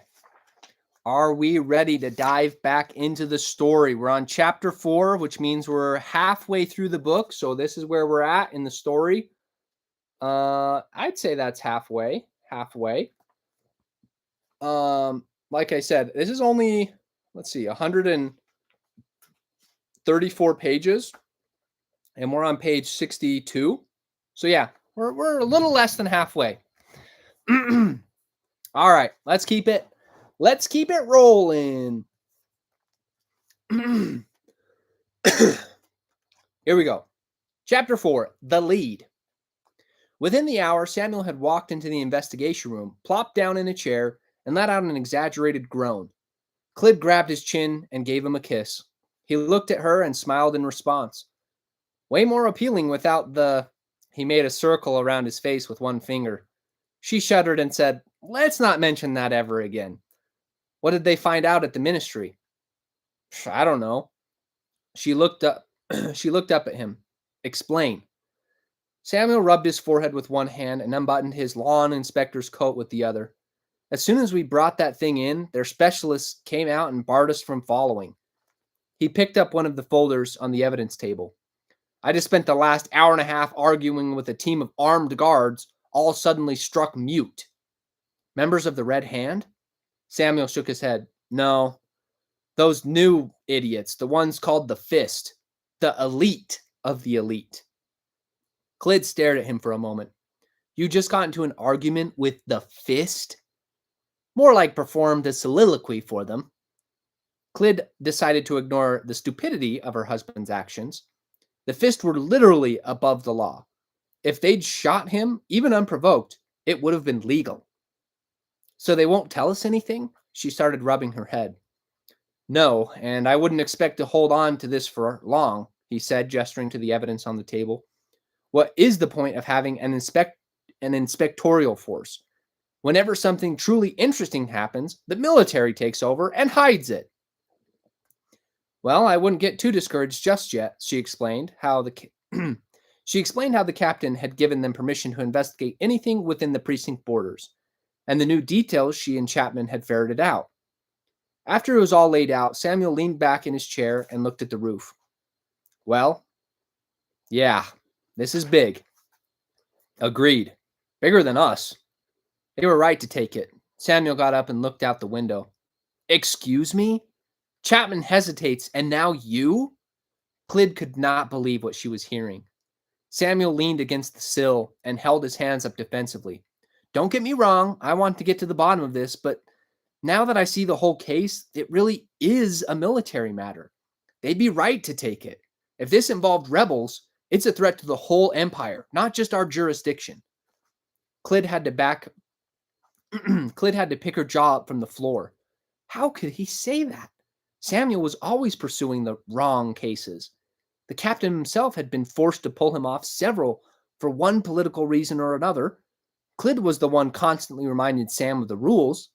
One military stonewalling, and he was ready to back down.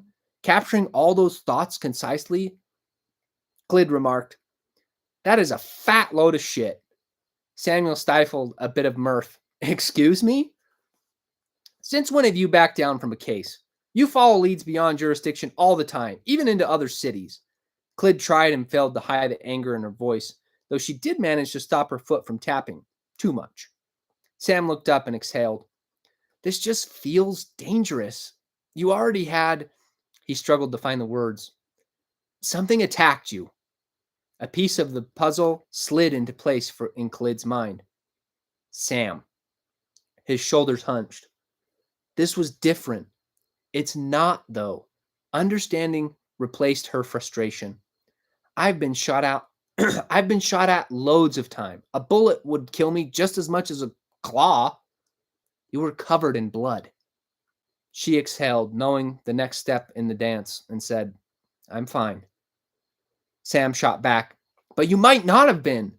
He seemed to be struggling to maintain his breath. A look of deep unease took hold in his eyes. "Clyd, there was so much blood." They had had this fight before, from both angles. She had been irrationally mad at him for almost dying, and Sam had returned the sentiment on more than one occasion. This tension came with mixing marriage and work. This work, anyway. Clyd wrapped her arms around her husband. He reciprocated, and after a moment, she stepped back. Sticking her arms out to the side, she turned, letting him look at every angle of her. "See? All okay." He responded with a soft chuckle. "We don't need to go over this again. Your nerves are on edge. By tomorrow, you'll be over it, and remember that I am bulletproof." "Oh, please." Hey, between the two of us, who has actually been shot? Even mentioning it as a jibe, Clyd flinched at the memory of Samuel taking a bullet to his gut. "That was only because I was the first one through the door. If I was the senior inspector, like yourself, it never would have happened." "Solve more cases, and maybe one day you will be. I might even write you a recommendation." "The captain is just fond of you." "He has impeccable taste." Clyd looked at the clock on the wall. "We need to meet Chapman." "You said he wanted us here in 2 hours. We'll be early." Clyd picked up her civilian coat and tugged it on. "Yeah, I want to catch him in the act."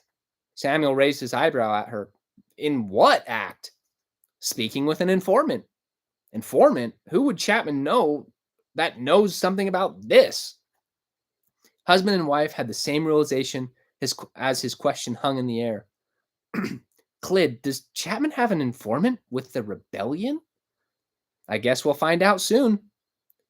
But I do have a feeling Chapman is even further out of line than usual."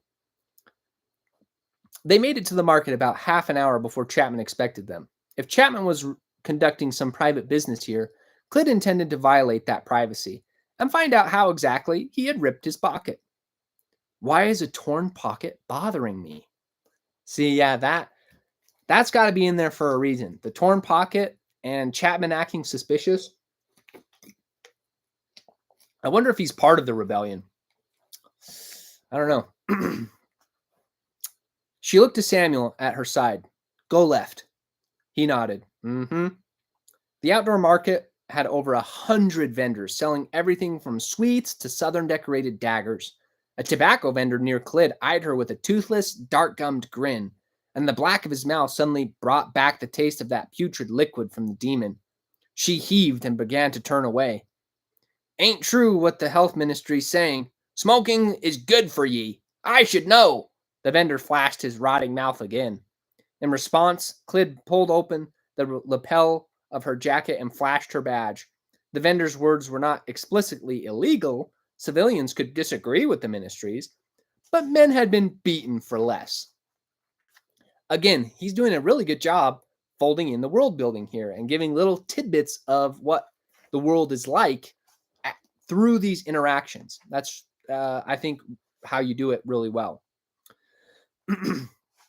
"I didn't mean..." He stepped further behind his booth. "It was a joke." Clyd just raised her eyebrow and walked on. The toothless man would be looking over his shoulder for a week, worried about catching a beating from off-duty cops for seditious thoughts. Some precincts did partake in such practices, but not the 7th. They never beat civilians unnecessarily. Captain's orders. orders she agreed with, mostly.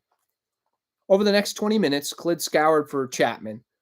He was not at the market, which meant he had sent them here to not to meet them, but to know where they would be while he did something he didn't want them in on. What the hell are you up to, Chapman? Looking at the large display clock at the center of the market, Clyd knew Chapman had out-schemed her. 10 minutes from now, Chapman would be finished with whatever he had been doing and waiting innocently for their rendezvous. Clyd made her way over to the fat fruit vendor. Samuel already sat on a barrel nearby, munching away on a plump red apple. He seemed content. It doesn't bother you? Samuel wiped juice from his lips. Chapman? He bothers me every time he opens his mouth. I mean, she looked down at him and took another large bite. Never mind. Come on, I can't eat. Again, the dialogue just feels so natural between these two. Like they're trying to solve things, but there's interruptions and things. I think he does a really good job making the conversations between these characters very realistic, which makes it more engaging, which makes it more immersive. No detective's coat stood out to Clyd in the mass of bodies around them. You sure can. Samuel went back to devouring what remained of his apple. As the market clock hit the appointed minute, 2:15, Chapman appeared out of the crowd. How is the investigative duo? Chapman's tone bubbled with forced cheer. Clyd ignored his question. What news do you have for us? The murders and mutilations weren't done by the rebels, Chapman said, as though stating an obvious and settled fact. Bullshit, Samuel said, tossing his defeated apple core to the ground. It's the only option. No, that's bullshit. Samuel stood up, impatience in his eyes, and approached Chapman. Oh, I can't wait to be talked down to even more today. Chapman stepped close enough to whisper, Samuel, what imbecile would discuss this here? Samuel pushed his cheek with his tongue and looked to Clyd as if asking permission. She shook her head no. Good boy, Sammy. Do as Mummy says. Now, there is a pub I like. Chapman. She was loud enough to make more than a few nearby shoppers turn their heads in alarm. You will show your fellow officer his due respect. She finished at a lower volume. Chapman's brain again seemed to catch up to his mouth. He at least had the wherewithal to look mildly ashamed. Sorry. Samuel looked Chapman up and down, then lashed out and grabbed his lapel. Clyd thought Sam was finally about to deck his fellow inspector before Samuel's free hand reached into Chapman's coat and grasped his service revolver. Sam then shoved Chapman back hard, cleanly separating him from the gun. Sam sniffed the barrel. Recently fired. Definitely within the hour, I'd say. He looked to Clyd. That would require an official report. His eyes went forward again. So, chap, where the hell have you been? The two inspectors, on the cusp of a public row, were beginning to draw eyes. Too late to switch back to a whisper. Chapman tried to snatch back his pistol, but Samuel shoved him hard in the chest. Chapman stumbled awkwardly into Clyd, who had to steady them both. No, chap, Samuel said with venom. Clyd eyed her husband for cues of what to expect next. His face bore the same look it had when the two had last come to blows. Explain how you know what happened at the manor wasn't rebels, and what really happened to your damn coat. Clyd had no problem whatsoever with Chap taking a few well-deserved shoves from Sam, but the situation was in danger of escalating out of control. She knew Sam well enough to see he was not going to resolve this peacefully. Sam, your damn temper is why you're not a senior inspector. Inspector Whitkins. Clyd's use of his formal name shook Sam, briefly, from his mounting rage. She hadn't called him that, not outside their bedroom anyway, in years. Mishandling of a firearm in public, discussion of classified matters, disrespect of an officer of the law, creating a disturbance. She looked to Chapman, rubbing a sore chest. Assault. Do I need to continue? Suspect's rights dictated that an officer of any rank must list the crimes witnessed before an arrest was made. Clyd had no intention of arresting her husband. Hopefully he knew that, but the message was clear. Snap out of it, you childish embarrassment. Samuel looked at her askance, then at the gun in his hand. The realization that a dozen shoppers had stopped to gawk suddenly seemed to hit him. Clyd wasn't done. She got in Sam's face, but didn't drop her volume. You will apologize to Inspector Chapman and return to the precinct at once. Report to the captain exactly what happened here. Am I clear?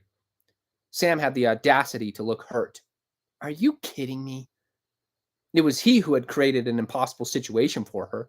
If any superior officer other than his own wife had observed this display, Sam would already be in shackles and his badge in danger, especially for pulling the gun.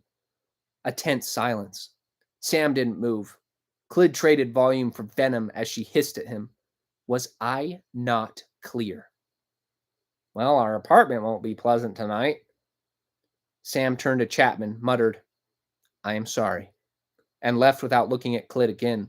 Her husband became enveloped in a crowd that rapidly resumed the day's shopping. Full of regret and furious with herself for feeling it, she watched him go. The discipline had been more lenient than he deserved, and yet humiliating one's spouse in public was not something that felt good, no matter the circumstances. Chapman looked at Clyd, confused, and said, You did not have to do that. Yes, I did. Yeah, you did. Chapman turned on the few still staring. Get on, the show's over. Seeking relative privacy, Chapman and Clyd made their way to a pub just outside the market and grabbed a booth in the back corner. Patrons were typically required to order drinks to stay, but as they were on duty, they would guarantee no fighting in the establishment while they were there. The owner just smiled and nodded as they helped themselves to a table. I'm sorry that... Stop, Clyd cut him off. Yes, you were a dick. You always are. But Samuel was way out of line. Chapman looked down at a stain on the table. I don't always want to be. I know. Clyd let silence hang in the air for a moment. Then, you do owe us answers. Mugs of water were brought, and Chapman drank deeply from his before responding. I do. He waited, apparently hoping against hope Clyd would somehow forget the topic and move on. After several minutes of silence, he drew breath. An informant. Yeah, no shit, Clyd leaned forward. But if you had a rebel informant and didn't at least bring it up to the captain, you'd be on the borderline of treason. Chapman flicked his eyes to hers, then looked away. Yeah, I would be. F you. Come on, Clyd. No, F you. Clyd leaned further forward until her stomach pressed against the table. Sam was way out of line, but only because we expect better of him.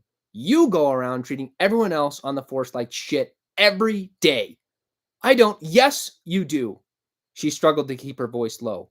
Even the captain bites his tongue with you because you can dish it out, but you sure as hell can't take it. Sure, you solve cases. You're valuable, maybe even extremely so.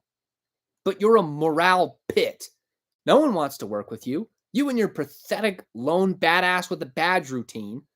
Clyd realized she was letting years of irritation with Chapman spill out. Maybe if you actually decided to share what's in that brilliant brain of yours, some of the officers might not dread being in the same room as you. She sat back, regretting only about half of what she'd said. After several long moments fiddling with his mug, Chapman replied, Ouch. Yeah, ouch. Chapman finally looked up with the most emotion she'd ever seen on his face. It is very complicated. What? Being me. Clyd had often wondered if Chapman were one of those people who simply didn't seem to have emotions. At that moment, she realized she had been wrong. He was off, but at least it appeared he wasn't quite a sociopath. She decided to drop it. How did you find this informant? Easily. She sighed. Why was it so easy, Chapman? Because the informant is me. His answer came so quickly, it was a moment before she fully processed it. Chapman had just admitted to being in contact with the shadow organization that had slaughtered hundreds of civilians over the last year, during which time the Empire had failed to capture even one of them. Was Chapman outing himself as a traitor? Clyd could think of no above-board reason he would have kept the secret from the precinct. As the truth crashed home, her hand darted to her weapon. Chapman put up a hand. Wait! She paused, hand on her holstered pistol. Chapman put his hand down, meeting the other resting atop the table. He knew to keep them exactly where they were, that Clyd would have shot without hesitation at the slightest twitch. Clyd slipped her finger next to the trigger. What in the hell have you gotten yourself into, Chapman? I have a question for you. Put your hand back on the table. Clyd kept her hand where it was. After what you just said, I answer it, and I will gladly go straight to the captain, tell him everything I know, and accept whatever comes. I swear it on the Almighty. Clyd couldn't unclench her teeth. This was already the longest day of my life 3 hours ago. What does the Almighty mean to a traitor like you? He stared back at her, hurt at the term. How dare he? Clyd's hand began to sweat as her grip tightened on her weapon. Are you sure our whole precinct is clean? Asked Chapman. Besides you mean? She hissed. I have been working with them for months, and even I don't know for sure who in the precinct might have rebel sympathies. Who else? She corrected him once more. That hurt look again. Clyd was struggling to maintain objectivity. You need to tell me everything now. Chapman scoffed, almost earning himself a bullet in the stomach from Clyd. Do you really think we have the time for stories? Frustration bled into her voice. Chapman. He relented slightly. The rebels did not murder the Pruitts. Who did? Clyd asked. Her tense jaw began to ache. Okay, listen. Bodies have floated ashore, Clyd. Ones with similar deformities. After blackmailing the right people, the rebels learned of a ship. It's a military cargo ship. It harbors at Dock 13, takes a load from Warehouse 2, and sets sail at night. It returns before morning, but nothing is ever unloaded. So, lots of waste is dropped into the ocean. Discreetly at night with an entirely MOD crew. It was infuriating the way he let a story drip out. He fixed her with a dry look. Corpses, Clyd. Desecrated corpses filled with viscous black blood. Test subjects like Lord Pruitt, ones who didn't survive the process. Best the rebels can tell, it's mostly homeless people. Clyd let the pieces fall into place. That's impossible. The Empire wouldn't put whatever that shit was into its own citizens. And for what? I don't know why, because they are taking extraordinary steps to make sure we don't know why. Chapman's shoulders sagged. Clyd, please think this through. They just used gallons of whatever this shit is on Pruitt. We have to go to the warehouse district now. A member of... Chapman waited for a drunken man to go by. My friends are confident a shipment is going out tonight. Friends. These are lies. Chapman is manipulating me for some rebel plot. Clyd had heard enough. She stood. Chapman, get up and keep your hands where I can see them. More than a few patrons of the pub were looking their way with concern. A bouncer near the front looked unsure how to proceed. Clyd, don't do this. Chapman remained seated. Clyd pulled her pistol out and pointed it directly at him. Chapman, get up now. She was being loud, deliberately now, loud enough for several nearby tables to hear. An audible gasp rolled through the pub as patrons noticed the drawn weapon. A few sat confused. Some men stood up and drew knives. Clyd could almost hear the collective thought. Is that inspector arresting her partner? It would be a scandal for the entire empire. With a scene this public, Chapman was done. He had no options left but to give in. He has to come peacefully, right? Before she could begin reciting his crimes for arrest, a thought occurred to her. You got rid of Samuel on purpose. You son of a bitch, you knew exactly what to say. Clyd hissed under her breath. At last, Chapman vacated the booth. She took a step back to stay well out of his reach. She could tell his mind was racing. Chapman kept his hands up, but his eyes darted about the room. They came to a sudden stop, looking her directly in the eyes. He didn't exactly make it difficult. It took actual effort for Clyd not to shoot him right there. It wasn't only the rage she felt at his betrayal. Chapman was deadly. He was easily twice her size and was one of the few officers who actually worked out more than her. In a pinch, police could usually count on help from armed bystanders. But she had no idea how the bar patrons hovering with their knives would interpret a brawl between two uniformed,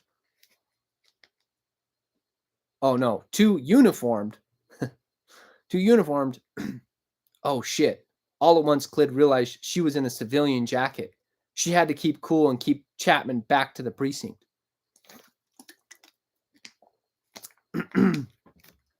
His eyes refused to leave hers. Their gray calm clashed with her own brown-eyed fury. F you, Chapman, for being so calm. He was standing now, looking down on her. His raised arm seemed more than a threat than a sign of compliance. While Chapman was doing exactly as a citizen under arrest should, the aura about him warned Clyd of a move yet to come. She knew Chapman too well to believe his posture was submissive. Clyd? His voice shocked her after a few seconds of silence. Take me somewhere I can explain. He was firm and calm. Clyd had heard him use that tone countless times in interrogations. Clyd looked to one of the three men with knives drawn. If they misinterpreted the scene, she'd be done for. My name is That was all the opening Chapman needed. He lunged and struck her gun down to the side. His right fist smashed into her gut, knocking the wind from her. It was the hardest blow Clyd had ever felt. She began to drop, but Chapman seized her by the throat, spinning her around and pinning her back against his chest. The cold metal of his pistol pressed into her jaw. Clyd could feel his tattooed hand shaking as it held her aloft by her neck. This woman is a fugitive of the law and has been trying to escape imperial justice for weeks. She promised me she would come peacefully. Obviously, that was a lie. Don't worry, all is under control. One patron actually let out a single clap before looking around and lowering his hands. F today to tomorrow and back, Clyd thought, still trying to get air into her lungs. Why had she put on a civilian coat? Why hadn't she changed into a fresh uniform? Glancing down, she saw Chapman had swiped her badge as well, likely before they even entered the pub. To add insult to injury, the son of a bitch hadn't even tried to disarm her, just pinned her in such a way that she had no hope of raising her gun arm. That might be good, Clyd thought. If Chapman had planned on killing her on the spot, he certainly would have disarmed her fully. Hope so. Clyd twisted her wrist and jabbed the barrel of her weapon into Chapman's kneecap. He grunted in pain. With what little air she had, Clyd said, Do you want to be a cripple, Chapman? He'll back down. No. In a flash, Chapman lifted her, twisted his whole body, and slammed her head against the table of the booth she had just vacated. Blackness. Okay, so Chapman is clearly on the other side like we thought he was, so. But is that a good thing or a bad thing? This might be one of those situations where he's the good guy, and we have to just figure out what's going on. Clyd heard Chapman's voice. He seemed to be arguing with someone, saying he didn't need help taking his suspect back to the precinct. Semi-conscious, she thought illogically, why would Chapman need help when I'm here? Memories came back to her. Oh. A maddening headache crested and pain became her reality for several seconds. She heard Chapman speak more clearly now. She's coming too. I really must get going. Thank you again for your assistance, but I order you to go back inside and finish your drink. Some ambiguous grumbling chat, Chapman putting his foot down, footsteps growing distant. Clyd became more aware of her position. No more than 30 seconds could have passed. She could still hear the bustle of the market. Judging from the pressure in her stomach and pain in her wrist, Chapman had tied Clyd up and flung her over his shoulder.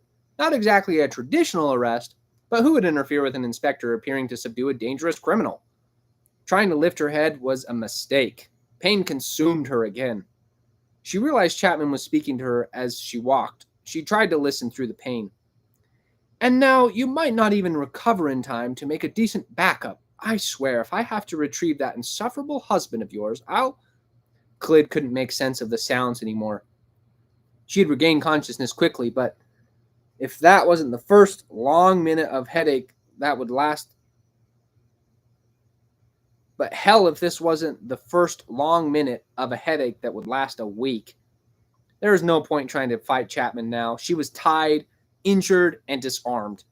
Even if she could subdue him, without any way to prove her authority, she would be mobbed by outraged civilians. Wherever Chapman was taking her, she was along for the ride.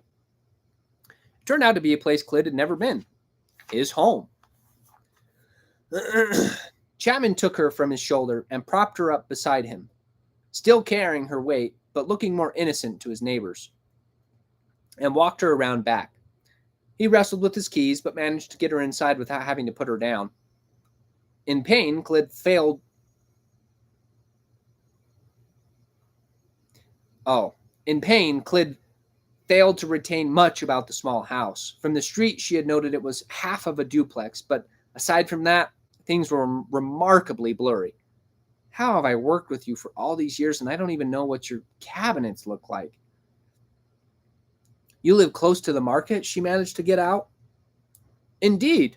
Chapman was placing her on a cold, smooth surface. Oh, a bathroom. Chapman, why am I in a tub? He was rummaging in the cabinet over the sink. Because I gave you a concussion. You might vomit. I already knocked that out of my to-do list today.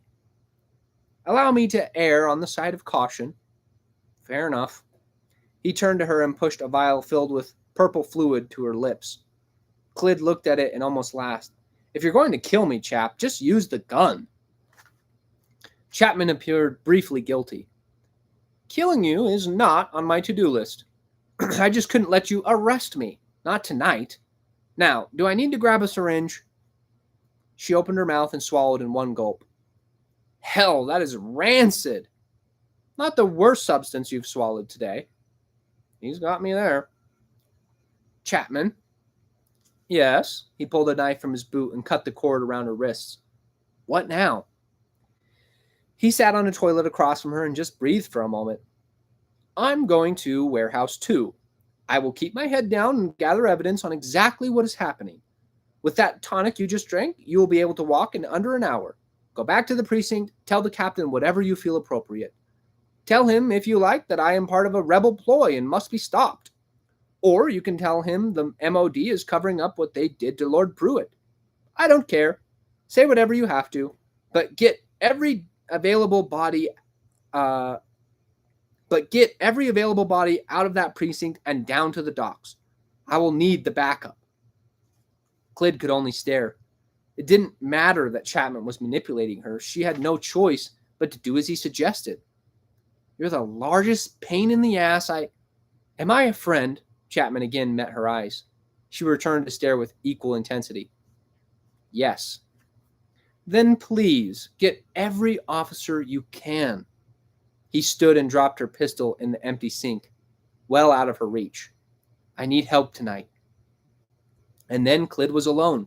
She heard the front door to the house open and close. All she could do was wait for the pain to subside. Minutes ticked by at an agonizing pace.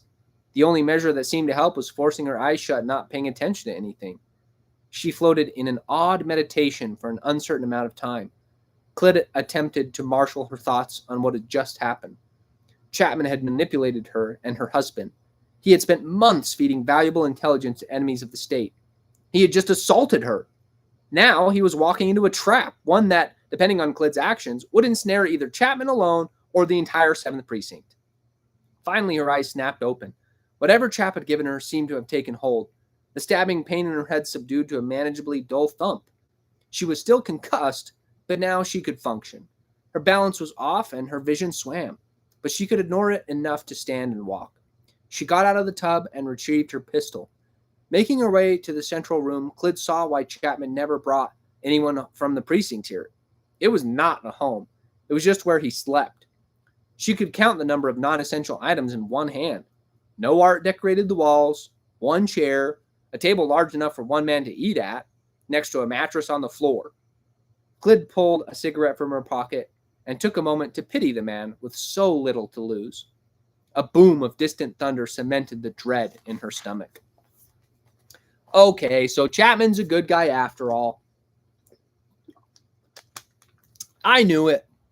He's a little sus, but he's not doing anything nefarious. He's just trying to solve the case in an unconventional way. All right, so update for everyone that is here. We are reading Breach of Peace by Daniel Greene. We are on chapter 5 of 8, so we are more than halfway through at this point. And we're on page 89 of 130-ish. And just giving my thoughts on the book as I read it.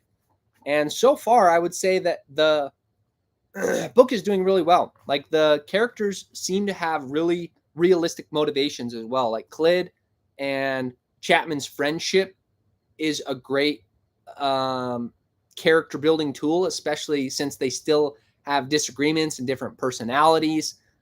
He's leaning into that friendship to build trust and to try and accomplish a task, but they just are so different. She's, obviously someone who follows the law implicitly, as illustrated by her sending her husband away, and he kind of just flies by the seat of his pants and doesn't like following the rules. So I like that kind of contrast. It also plays into their motivations as well, which I like. Okay. Let's see here. Chapter 5. Let's see what we've got. Shall we keep going? Man, I'm going through water quick. I might have to get a whole nother water bottle. I just feel like my throat was not built for long speeches, but hopefully you guys are enjoying the book. I am. It really feels pretty cohesive. It's almost like a scene or a cut of a larger book. Just because we're investigating the one scene, like, I could see this being expanded into a larger book if he had wanted to, just based off of what we've read so far, and maybe even spanning into like a trilogy, as like a lot of times they'll discover the source of the plot by the end of the book, and then it unravels into a bigger conspiracy that they have to investigate. So interesting that he chose to go with a novella in this story, but we'll see how that works, how it works out by the end. But so far, Daniel Greene, hats off to you. He's done a great job. A few notes here and there, but overall, it's not doing anything that would kick me out of the story. It's engaging. It's interesting. I like the mystery elements to it. So let's keep on reading. Chapter 5, The Mistake. Clyd staggered through the 7th Precinct's front door, brushed off as much of the rain as she could manage, and was greeted by Rollins on his way out. Surprised to see her, he said, "Ah, I guess I don't have to go hunting for you then." He looked at her properly now. "Inspector Clyd, are you feeling all right?" "No." She tossed her smoke out the door behind her. "Where is Samuel?" "His desk. The captain reamed him out for a solid 20 minutes. Sam just sent me to make sure you and Chapman had not, as he put it, come to blows thanks to how donkey-headed I had been." Clyd left the sergeant and went to find her husband. Samuel was sitting at his desk, head down and shoulders slumped. Clyd had seen him in a similar mood countless times before, most often when he was about to give up on a case and hand it to Chapman. He looked up at the sound of her steps, then stood in dismay at her appearance. "What happened to you? Are you okay?" A darker look came into his eyes. "Where's Chapman?" "We need to speak with the captain right now." Without question, Sam walked her to the captain's office on the 2nd floor. She opened the door without knocking and barely let Sam through before slamming it behind them. The captain looked up from his desk. "I swear on my career, if the two of you, Chapman is working with the rebellion. He's either about to get himself killed or trying to expose corruption within the MOD. Clyd took a deep breath. "Or he is setting up a trap to kill all of us." The captain sat there with his mouth hanging open for several seconds. Samuel slowly descended into one of the seats across from Williams and put his face in his hands. Clyd wanted to scream. Only as she said it aloud did the truth of it finally fully hit her. Clyd went over exactly what had happened, sparing no detail except for the conditions in which Chapman lived. Concluding, she said, "If it is a trap, he's played his hand beautifully. The only place that could confirm or deny Chapman's story is the Ministry of Defense. Since asking them could tip off the murderers, we can't do that." Williams opened his clasped hand. "Then you're advocating storming a possibly Ministry of Defense-owned factory because of a tip from Chapman, who just beat you senseless and has been lying to all of us for God knows how long." Clyd knew how she sounded. "Captain, this is happening in our jurisdiction. If it is the MOD, we have the right to investigate, especially if it's someone behind a desk abusing their power. We serve the people, and our oaths demand we do whatever is necessary to ensure their safety under the Almighty. No part of that oath says we turn a blind eye when the abuse comes from within. And if none of it's true and Chapman is laying a trap," Clyd simply shrugged, "then he deserves to be arrested." Williams had sat back in his chair. Samuel had started rubbing her back, a habit he often did when he thought she was in distress. "If even one iota of what you have said to me here today is untrue, I will personally strip you of your badge, citizenship, and send you off to questioners at the MOD myself. Am I clear?" "Yes, Captain." "Let's say Chapman is right. If we catch MOD murdering civilians, it seems likely to me that the Ministry of Justice would dismantle the 7th, possibly the Imperial Police Force itself, and bury the story. If we follow Chapman's lead, and it takes us where he says it will, the rest of our professional lives will be out of my control. Either the MOD High Command will be purged, or we will. Do you understand?" Samuel and Clyd answered as one. "Yes, Captain." Williams leaned over his desk. "That only leaves one question. Clyd, do you think Chapman is telling the truth?" Clyd took several moments to weigh everything that had happened these last few hours.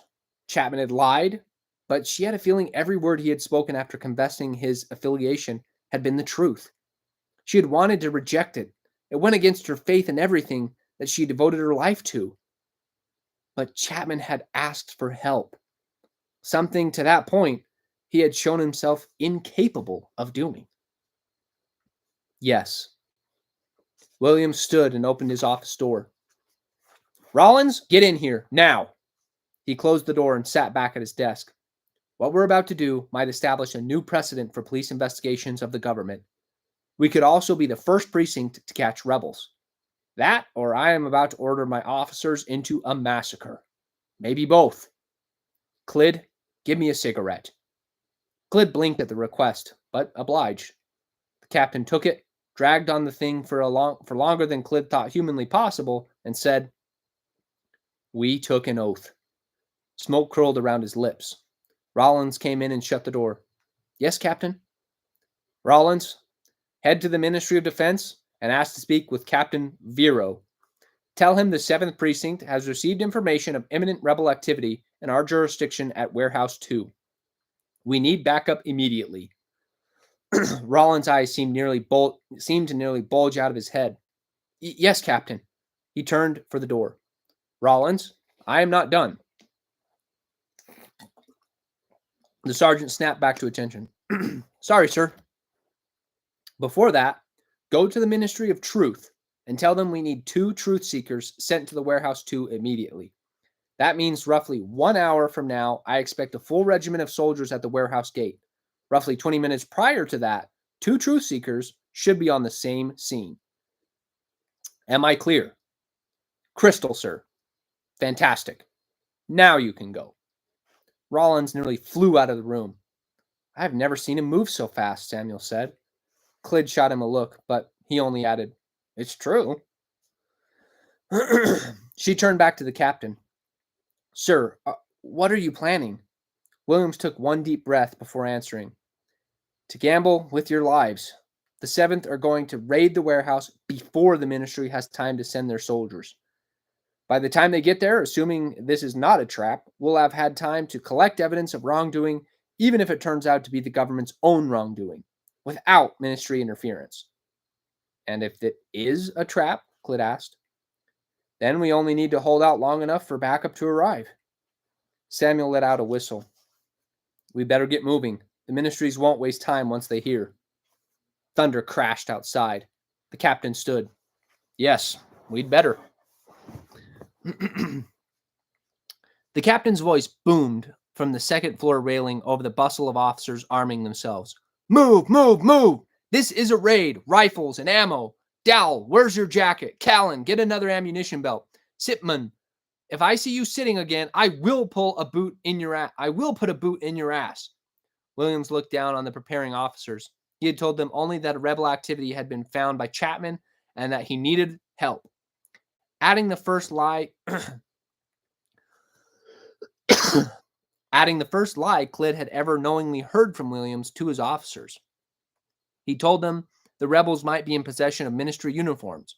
If the ministry did turn out to be in league with the perpetrators, this lie would potentially prevent confusion. But it could backfire just as easily. Tonight would have lasting effects on the future of the empire, regardless of the outcome. Clit and Samuel stood near the back of the desk pool, rifles at the ready. Clit now wore her freshly cleaned and pressed inspector's coat. A replacement badge had even been brought by an officer moments ago. She watched the officers with pride. At this rate, we'll be on our way before the top of the hour. Those drills are paying off, Samuel said. Mm-hmm. Clit placed a round into her rifle's breech and snapped it shut. Let's hope Rollins doesn't get to the ministries too quickly. A tense silence settled between them. Sam broke it with, are you sure you're up to this? You've been through a lot. You've been through it today. I'm barely standing. Clit laced her fingers through her husband's. But if you try and get me taken off of this, I'll kill you. Ha! Sam pulled her a little closer. I will just be sure to watch your back extra close. Clit grinned. Plus whatever the drug is that Chapman gave me is a work from the Almighty himself. I don't feel a damn thing aside from tired. Knowing Chapman, you might not want to know exactly what it is. The silence returned, but Clit felt no tension. This time she broke it, saying, I love you. Sam squeezed her hand in response. We really need to get better at staying mad at each other. I am still mad. She met his eyes. But we could be about to die, so priorities. He smiled down at her. Priorities. Clit and Samuel shared their last kiss. No, not their last kiss. That's not good. I will say also that he's done a good job of making you care about the characters, even though it's such a short book. And I think that he's able to accomplish this because really, we've only focused on 3 characters for this whole story. There's like a few small cameos of other characters, but for the most part, it's just these 3 main characters. And so because of that, it's able to have more depth and more feeling with these people. Not as much depth as I feel like you can get in a really long story where they have lots of different conflicts, lots of different challenges that they have to overcome. So it is a little bit shallow in that sense where we're just focusing on a single problem, and larger books have like multiple problems going on at any given time, but still pretty good. I think that's how you have to do it. If you're going to write a novella, you can only fit in so much. All right.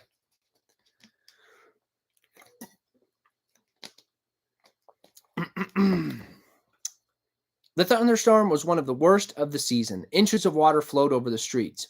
Clit could not see more than the block in front of her through the downpour. Every minute or so, a crack of lightning lit the entire city. What a wonderful day for a raid. Clit was exhausted. She felt certain whatever Chapman had given her was meant to make her tired, possibly to keep her from coming to the raid itself. Fat chance. The rifle in her hands was heavier than she ever remembered, but Clit knew once it all began, adrenaline would be her savior. Already, still a block away from the warehouse too, a tingling thrill pricked at her. 30 officers had been brought to take the warehouse. 10 backed Clit and Samuel, approaching from the front. 5 more would enter through the smaller side doors. The last 10 were to watch for runners out the back. A tactic Clit was a big fan of. Funnel your enemy to an exit which is itself a trap. She had never seen it fail. Samuel consulted his pocket watch. He signed 2 minutes to all in the alley. Getting so close without being seen had not been easy. They had sprinted the whole way through pounding rain and side streets and alleys filled with waste and worse to avoid detection. Now they crouched, breathing heavily, waiting for the other teams to get into position. At a quarter to the hour, all would make their approach. Smits approached from the back of the line to the officers and said, "Good to go, inspectors," though a few of the men needed reminding about their required cardio regimen. "Thank you, Smits," Samuel said. "Smits," Clyde pulled the man closer. "Tell me honestly, have they been keeping up with their rifle practice?" "Absolutely, ma'am." Smits let a grin spread across his face. "Easier to get an officer to the firing range than to the track. I was at the range last night myself. Just be glad the MOD let us start using cartridges. Dealing with powder in a downpour like this would be impossible." Clyde nodded and let the officer go. The advancement of weaponry in the last few decades had been extraordinary. Her own breech-loaded rifle was the greatest weapon she'd ever fired. It was bulky, yes, but what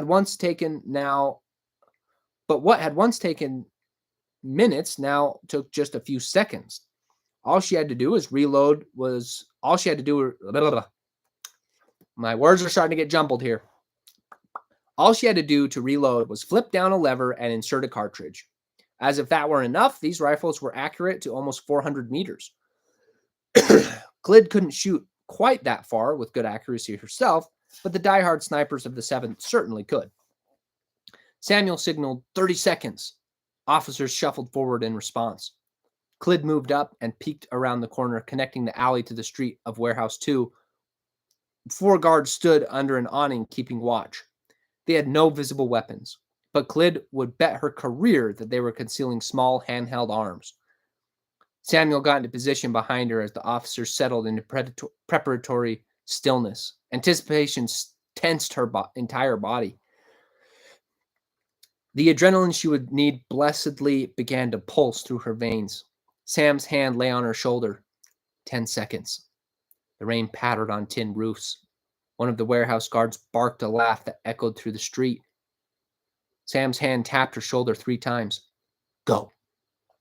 Clyde raised her rifle and turned the corner. The guards were well trained. One spotted her when she was only feet from the alley. He raised a cry of alarm. Clyde matched his cry with her own call. "Police, on your knees!" As more officers emerged from the alley, the guards went from startled to panicked. A shot rang out in the night from the other side of the warehouse. Shit, shit, shit!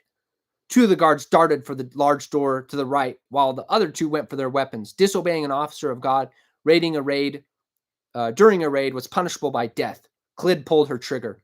5 more shots rang out from behind her. All 4 guards dropped. One screamed as he died. Clyde closed the distance while pulling out her sidearm. She ended his pain with a bullet to the head.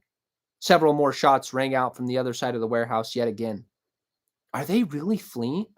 Are they already fleeing? She snapped open her rifle and replaced the cartridge. "On the door!" Clyde and the other officers stacked up at the door. Samuel, positioned across from her, began counting down from 5. But Clyde stopped him. She gestured behind him to a small ladder leading up to the 2nd floor fire escape. He nodded his agreement. Clyde tapped Smits and they broke off. Clyde climbed the ladder first, with Smits close behind. Sam watched them climb and waited a hair-raising beat for them to get into place at a window. The window led to a dark, messy office. Papers were strewn about and the door had been left open. An open box of small caliber rounds on the desk caught her eye. "Well, Smits, it looks like resisting arrest will be added to the charges here tonight." "Yes, ma'am." Below, Sam gave the count. On 5, he battered through the door. Simultaneously, Clyde and Smits separated the window from its cheap lock with a sharp snap. Below, shots rang out again over Sam's cries of "Police!" As far as she could tell, she and Smits remained undetected. The commotion below provided more than enough sound cover as they reached the doorway and peered into the hall. To her right, a closed door at the hall's end. To her left, a man in fine attire leaning against the wall, pistol in hand. He was looking away from Clyd down a stairwell at the other end of the hall. In a matter of a few seconds, Clyd watched him jump at a shadow, point the weapon down the hall, think better of it, holster the gun, and then raise it again. Clyd signaled Smits to watch the door to the right and pushed into the hall. Smits crouched down and trained his rifle there, while Clyd slowly walked up behind the tall man with the pistol. He was too focused on the noise coming from the bottom of the stairway to notice her approach. She pressed the end of her rifle to the back of his head, and the man froze like glass. Drop the gun. He did so. Good. Move and you die. Understand? Yes. His voice cracked with fear. How many are in the building? Over a dozen. The odds are in our favor. More shots and screams rang out below. What is happening here tonight? We were hired to store some carts for the MOD. That's all I know. If that were all you knew, you wouldn't have armed yourself when you heard someone shout police. You were prepared to shoot officers of the law to defend a mystery box? No response. A shot rang out from behind. Clyd reacted, kicking the back of her prisoner's knee and driving him to the floor. She rolled up facing the back of the hall and saw a man fall through the doorway. Smits had been watching. She rolled up facing the back of the hall and saw a man fall through the doorway Smits had been watching, dead. Clyd's prisoner reached for his dropped pistol, but before he could do more than grasp it, her rifle was at his temple. The coward went limp. She hit him again for his stupidity.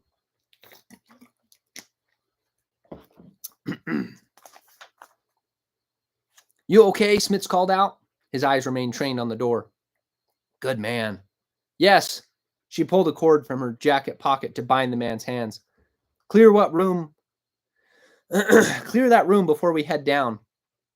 Patting the man down, Clyd found a note. It read, 84 dead, 2 successes. The inspector seems to be taking very well.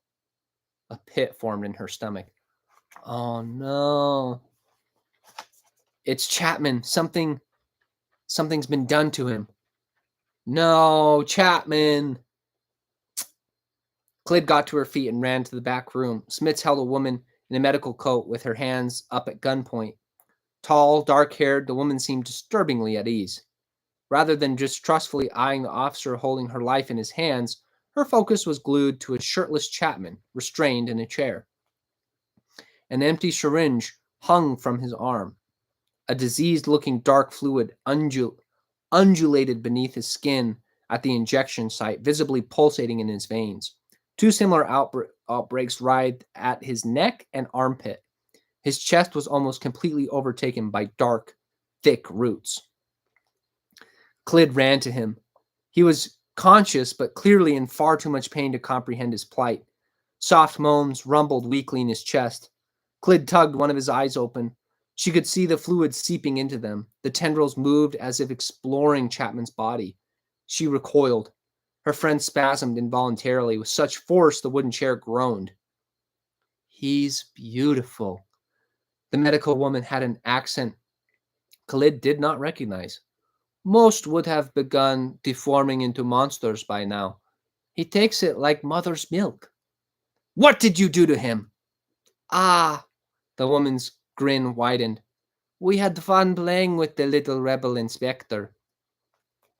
Clyd looked back to Chapman. Aside from the nauseated motion of his flesh around the injection sites, Chapman bore many markings of hurried torture. His fingernails were peeled back. A stab wound was visible at his groin. His right nipple was... Clyd forced herself to stop examining the damage. Instead, she looked to the woman, still grinning with apparent glee at her work. Okay. Smits watched the hall. Clyd approached. The woman didn't flinch as Clyd walked right up to her nose, likely assuming an officer of the law would not assault someone in custody. She was wrong. Clyd picked the woman up by the collar and slammed her down on the desk, into the wall, into a chair that toppled with her, back onto the desk, out into the hall, and then back into the office. Within 30 seconds, her grin had disappeared. Hell yeah! Freaking beat the shit out of her. Freaking psycho. What did you do to him? Clyd hissed the words, holding the bleeding woman's face within a foot of her own. We need as many subjects as we can get, the woman coughed. After we realized he wouldn't tell us who sent him, we injected him. Another cough, rattling now, with fluid. Clyd had broken something in the doctor. Good. Clyd threw the woman back down onto the desk, crushing a case of the syringes. One, intact, rolled off the desk. Clyd caught it with her free hand, uncapped the needle, and brought it within an inch of the torturer's left eye. Tell me exactly what this does and why it was put into Lord Pruitt, or this goes into that soulless eye. Petrified, the woman drew a ragged breath. It makes them beautiful. What? Lord Pruitt needed to be punished for his disobedience. A message for the rest of his ill. Disobedience? What did he do? He attempted to profit off the Empire. The Empire found a new way to manufacture steel, a breakthrough that could assure the Empire's supremacy for generations. And what did the short-sighted idiot do with it? He tried to tell us how much of it we could take, signing contracts to sell privately. Now all his plans are ours. She seemed to be gaining confidence as she spoke. You don't know what's coming tonight. You don't know whose operation this really is. You're all going to die. You know, Clyd shoved the woman as hard as she could off the desk onto the floor. She wanted to ask more questions. She wanted more time. But every shot below could be the one that killed her husband. I really don't like tough talk. She pulled her sidearm and shot the woman 3 times. Clyd walked to Chapman. I'm so sorry. Clyd put her gun to his head. The image of Lord Pruitt's twisted form danced before her eyes. Her finger tightened on the trigger. It's Chapman. Sliding 3 replacement shells into her weapon, Clyd walked out into the hall and met Smith's eyes. Let's move. Does that mean she just killed him? I can't tell. Her finger tightened on the trigger. Yeah, I think she just killed Chapman. Dang, bummer. That is a bummer. The gunfire had died down, but occasionally the crashing open of a door, followed by a series of blasts, would ring out. Clyd brought her rifle to her shoulder as she moved down the stairwell, Smith's only a few steps behind. As she reached the halfway landing, Clyd leaned to see down the hall. A man sprinting in Clyd's direction saw her officer's coat and stumbled into reverse. Nope. Clyd raised her rifle and shot the man in the right leg. He had no weapon she could see, so she spared his life. Down the hall, Clyd heard, "Stay down!" Samuel's voice. A shot rang out. Let's move. Smits nodded. Clyd tied the wrists of the man she had shot. He was no threat, but it was procedure to tie up everyone found on the scene of a raid. At the end of a long hall, Clyd and Smits came to a thick metal door. Fortunately, whoever Clyd had shot in the leg had latched it from this side. With a simple twist of the lock, the door swung open. 6 officers and Samuel met them on the other side with rifles pointed. As soon as recognition flashed between them, all rifles were brought up. They were all in the main storage area of the warehouse. Countless barrels of crates lined the walls, separated into stacks by shape and size. Each stack was made uniformly of one type of container. It caused the room to have a disorienting effect, a series of miniature mountains, each composed of identical casks, urns, or baskets, each stacked pristinely, yet asymmetrically, like some kind of cubic alien topography. A circle of 5 prisoners, all tied, were watched over by Sam's team. Samuel approached her. Are you okay? Yes. You? Unharmed. Samuel let out a shaking breath. We have 1 dead and 1 injured. I left Franklin to watch over them. Clyd noticed more officers making their way through the man-made mountains. All accounted for then? I ordered the other 2 breaching teams to sweep. I assume no more where you came from? She nodded. 2 tied up. Management, I believe. 1 dead. Any word from what the firing out back was about? Samuel shook his head. We just finished up when you got here. We killed 7. One sweep done and none found hiding, but I'm not satisfied. He turned to his assembled officers. James, Belinda, Marcus, go make contact with the team out back. Tell them to make a complete perimeter. The 3 nodded and jogged back toward the back of the warehouse. Samuel, what do you make of this? Clid could not shake the feeling that they were overlooking something desperately obvious. Thunder boomed outside. Rain clattered softly, continuously on Warehouse 2's tin roof. Sam grabbed Clid's shoulder and lowered his tone. This was MOD, no question. But they weren't wearing uniforms. He stared at the nearest mountains of wares. Damned if I know what we're looking for. But we have to open up everything we can and secure everything that looks halfway like evidence before our backup arrives. Clid stared hard at the inscrutable labyrinth of containers. To one side, a line of wagons loaded with barrels. Agreed, Clid called. Ekris, crowbar, now.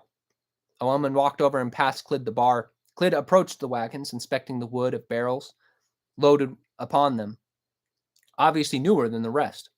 Clid climbed the front wagon and placed the crowbar at the lip of the closest barrel. This is it. Whatever it is we came here for, it has to be in here. A gunshot rang out from the back of the warehouse. A single cry. Deafening silence. Samuel took action. On me! Samuel's 6 remaining officers formed up behind him, smoothly fanning out into a V shape.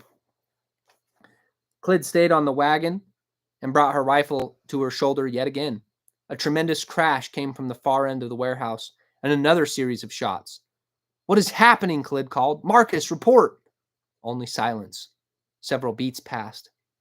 Atop a high stack, a barrel wobbled over, then fell. It smashed into the others on its descent, creating, in short order, a cacophonous avalanche, louder than thunder. Several officers lowered their rifles and attempted to cover their ears. Sam turned to give orders to his team. Movement caught Clid's eye. Sam! Her warning came just in time. Sam dropped to his belly and narrowly dodged a mass of something flying through the air. It struck a wagon further down the line from Clid. The wood of the wagon cracked with the impact, and the mass, the limp body of an officer, fell to the floor. As the body came to rest, Clid identified the officer. Franklin. His face looked as if a sledgehammer had been taken to it.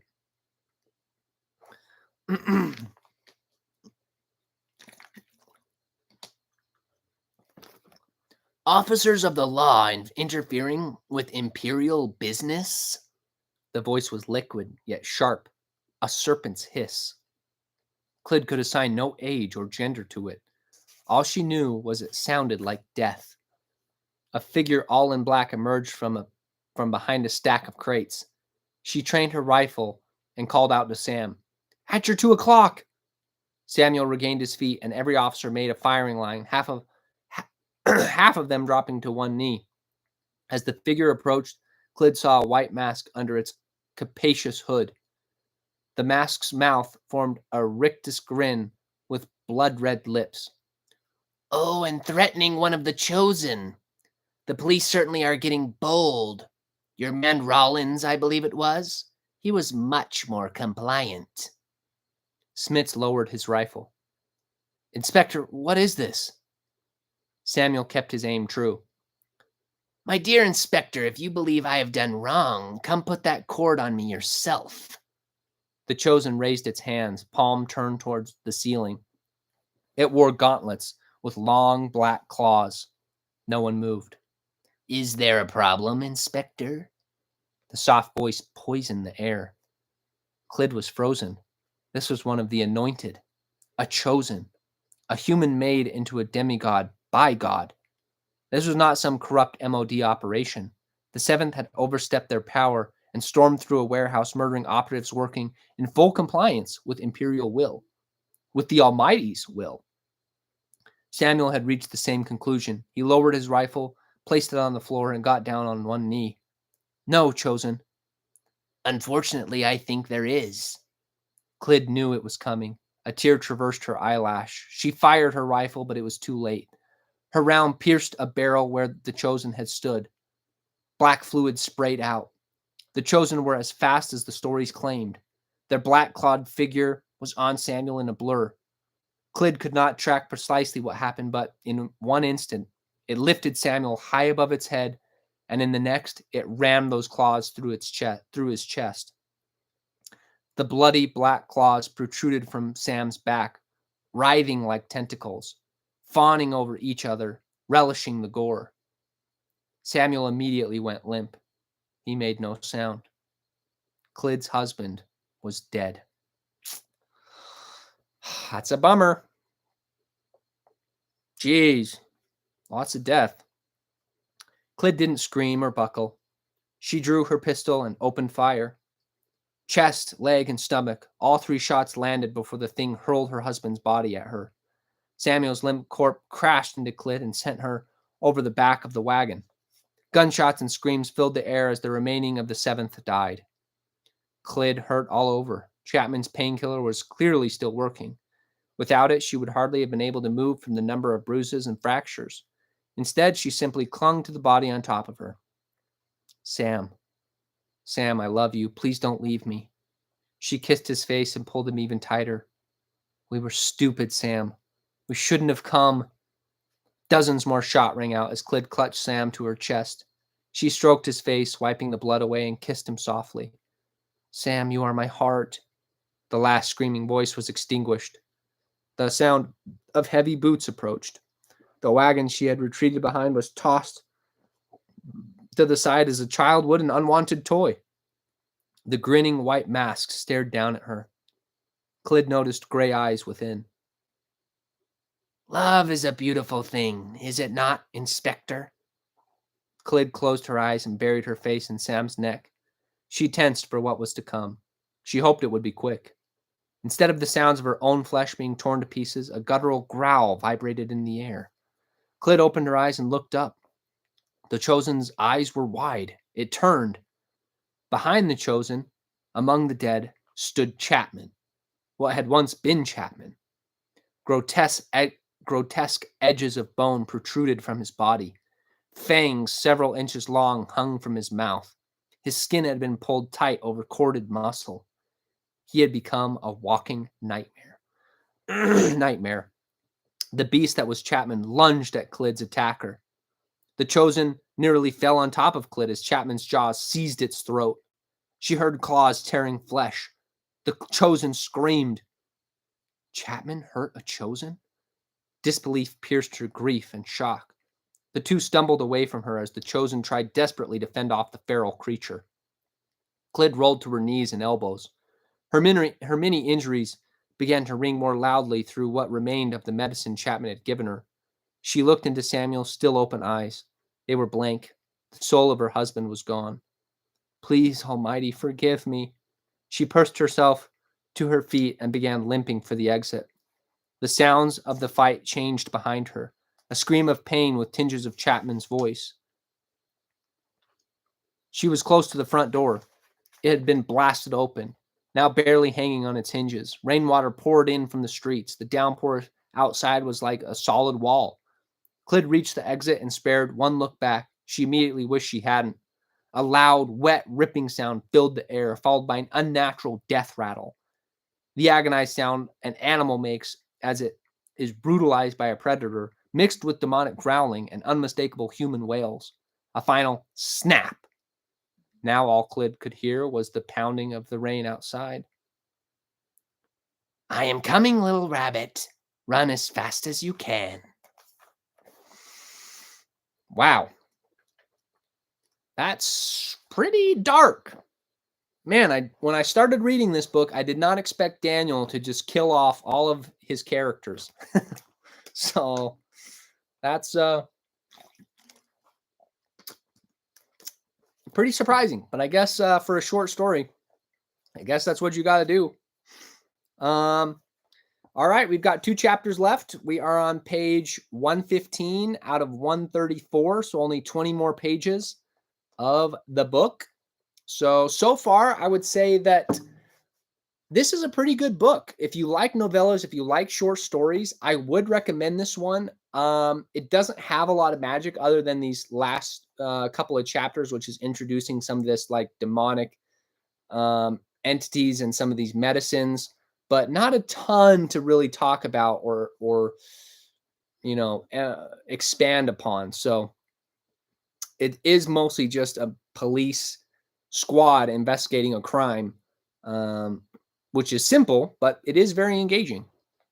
Paul, good to have you here. Okay. So 2 chapters left. If you are just joining, we are reading Breach of Peace by Daniel Greene, and we are in the last 2 chapters of the book. So if you don't want spoilers, I would recommend leaving now because we're about to finish this one off. So yeah, diving right in.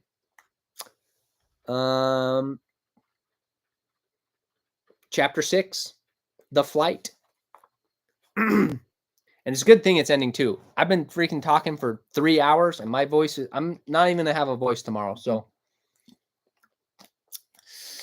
I don't know if I can ever do this again. This is too long of a chat, but I think I could have read through this faster if I had just read in my head rather than out loud, but I kind of like reading out loud. So for this format. So let's dive in and finish this one off. Chapter 6, The Flight. Clyd smashed into the saloon door she had spotted through the rain and fell face first into the brightly lit room. Several women screamed in surprise, and the sound of pistols drawn immediately replaced the boisterous atmosphere the battered inspector had collapsed into. A piano player slammed his knees into the instrument as he leapt from the keys for his rifle. In the sudden, tense stillness, the only sound was of the rain blowing in behind her through the now broken door. Years of training told Clyd to roll onto her back and point her gun back toward the rain-battered doorway she had fallen through. Training told her to pick herself up, shout a warning to the patrons, and vanish. Instead, all she managed to do was get on her knees and vomit. Several of those around her made sounds of protest. One man let out an uncomfortable chuckle. Clyd noticed black worms moving within her spilled bile. Oh, I knew it. I knew when she had the blood go inside of her that she was going to be infected by it. Bit of a marathon. Yes, Paul, quite a marathon. This has been a very, I thought was going to be a quick read, but it's been longer than I anticipated. But it's been good. It's been fun. I like being able to read this out loud and kind of engage with you guys. And it's been kind of fun. But yeah, not fun for my voice, but fun for the adventure of it, I guess. All right. She could not regain herself. Panic overtook any tactical action. Her entire world was the ragged, insufficient breaths she managed to pull in, and the name Samuel repeating in her mind. Clyd had no idea how long she knelt there on all fours, a panting wild animal chased by a predator, unable to flee any further. Breathe in, breathe out. Breathe in, breathe out. No semblance of calm came. Instead, she began to shiver involuntarily as she processed more of what had happened. Sam. A hand came to rest on Clyd's shoulder. Finally, her training took over. Grabbing the hand, Clyd rolled on top of the assailant and brought her revolver up to their neck. She would have pulled the trigger, too, had the massive pink frills beneath her not screamed to Clyd's remaining rationality, not a threat. The woman Clyd was now threatening displayed a remarkable lack of perturbation. The human face in front of her finally brought Clyd back into the moment, focused on something real. She identified red lips, dark eyeliner, rosy cheeks, and caution, but not fear. This was a woman used to dealing with sudden spurts of violence. Judging by the hard object Clyd's knee could feel at the woman's hip, she was prepared to do violence of her own, if necessary, too. One of the onlookers said, "Please let our mother go." Mother? Clyd finally really looked around. Women in daring dresses and men in various states of undress crowded in a common room. Drinks had been set down in favor of the small pistols favored by workers in the sex trade. Clyd had barged into a brothel, and judging by the tension in the air, the only reason she had not been shot was her soaking wet officer's uniform. Mother, or in some cases father, was the legal term of endearment used by the heads of these legal brothels. The position was actually one of fairly high regard within society. It had to be. Who would dare cross the organized force behind the workers most highly valued by certain members of the upper class? Clyd's mind refocused on exactly what had brought her here. She released the mother she had pinned beneath her. The mother, her hands raised in surrender, said, "I would show you our license, but something tells me this is not an inspection." Clyd's eyes scanned the room, unable to focus. Normally, evaluate her surroundings, process, and decide what to do next. But every face in the brothel was Samuel's. Some bore the smile she loved, the rest a blood-smeared oblivion. The mother got to her feet. "Please, Inspector, lower your weapon." Clyd realized her was still readied. She had been pointing it at everyone she turned to. She realized, too, that she was weeping silently. The mother put her hand on to her side with the gentlest of suggestions. Clyd didn't resist. "Dear, what happened to you?" Clyd looked up from her pistol and met the woman's eyes. "I am not safe." Her gaze must have been unhinged. At these words, the mother took a full step back. "We are not safe." It took only a heartbeat for the mother to sweep into action. "Grav, Triss," began the mother, solid and commanding. "Bar the door, sit and head us. Clear the back alley, make sure the building isn't being watched. If you work here, stay close and armed. The rest of you, we're closing early. Out!" Clyd could not tell if it took minutes or hours, but soon she was in a back room of the brothel with a crowd of only two. The mother, she had introduced herself as Christy, and her second, a voluptuous dark-haired man named Brev, both trying to get enough information out of Clyd to know what to do next. Every time Clyd tried to convey what had happened, her mind flinched away from her throat, seized. "Samuel," her mind screamed. Christy let out a frustrated sigh and turned to Brev. "What in the hell are we caught up in?" Brev only shrugged in response. It was quite apparent to Clyd that Brev was far from sober and feeling the effects of something stronger than drink. His twitching and rocking hardly served to ameliorate Clyd's own sense of equilibrium. Christy closed her eyes and rubbed her temples before looking back to Clyd. "You're an officer of God, all right. You fight like a tactician, not a brawler." Clyd noted perversely that this mother would make a semi-competent inspector. "All right," Christy said. "The bars on your shoulder make you an inspector, and the lines on your face tell me you've been one a while." Her frown deepened. "Were you attacked?" What could she say? Nothing. Nothing came to her mind as a reasonable response. Even if Clyd did somehow explain, why would they not just turn her over? She was a fugitive. Clyd only nodded. The mother abruptly turned, grabbed Brev's chin, and smacked him hard. She repeated the action twice more before the man finally felt it, moving back and covering his face with his arms. Then Christy grabbed him by the shoulders and made him meet her eyes. "Tell everyone to get ready to run. Inspectors don't lose their composure like this. That means something bad is coming.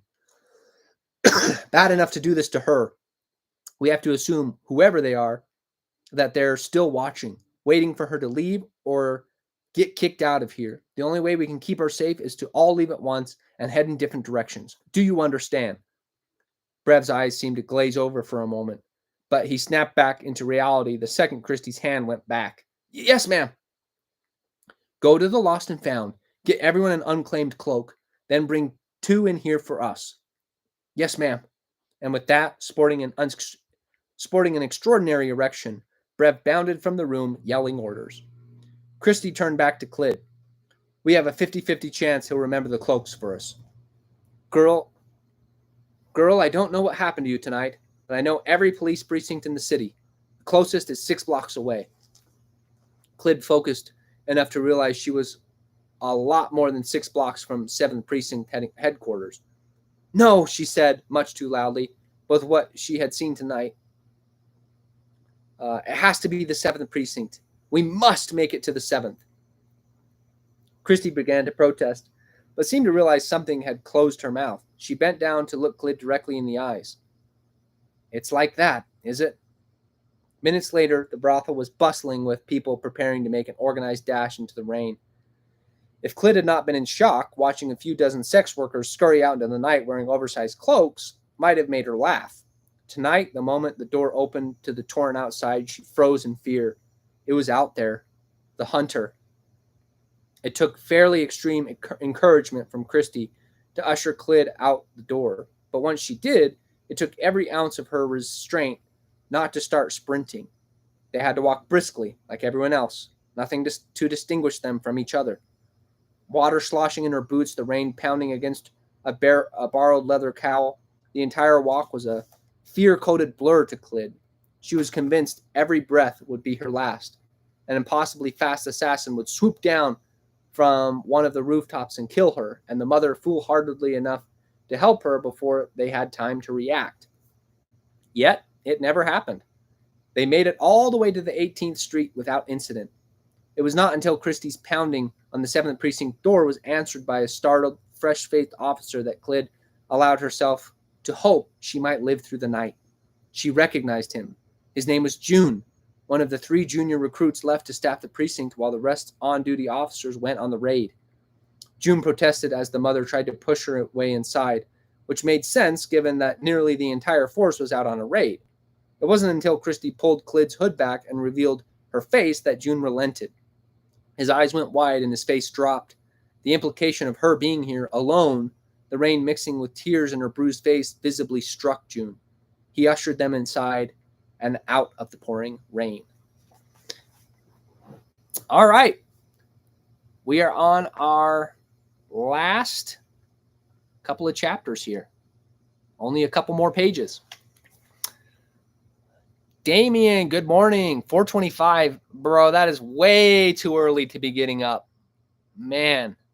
But yeah, it was good for you to stop by. Good to see you. Thanks for saying hi.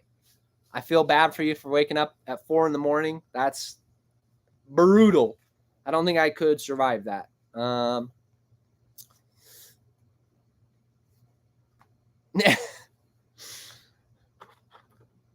Yeah, tell me about it. Yeah. You know, I worked when I was younger, I worked in a factory and I worked the 4 a.m. to 4 p.m. shift at a cookie factory. So we made cookie dough. So never been sold on Clyd as a character name. It is interesting. It's yeah, especially as a female name, it almost feels masculine, which maybe that was the point of it, but especially if you have regular names like Samuel and June and Christy, Clyd doesn't seem to match the rest of the character names. So that is very true. Clyd has connotations, I think. Clyd. Oh, okay. Yeah, I would not have pieced that together, but I could see that now. Maybe. But even then, I think that the name, you're right. The name, one, it's hard for me to read out loud and to say over and over again, so that I don't like.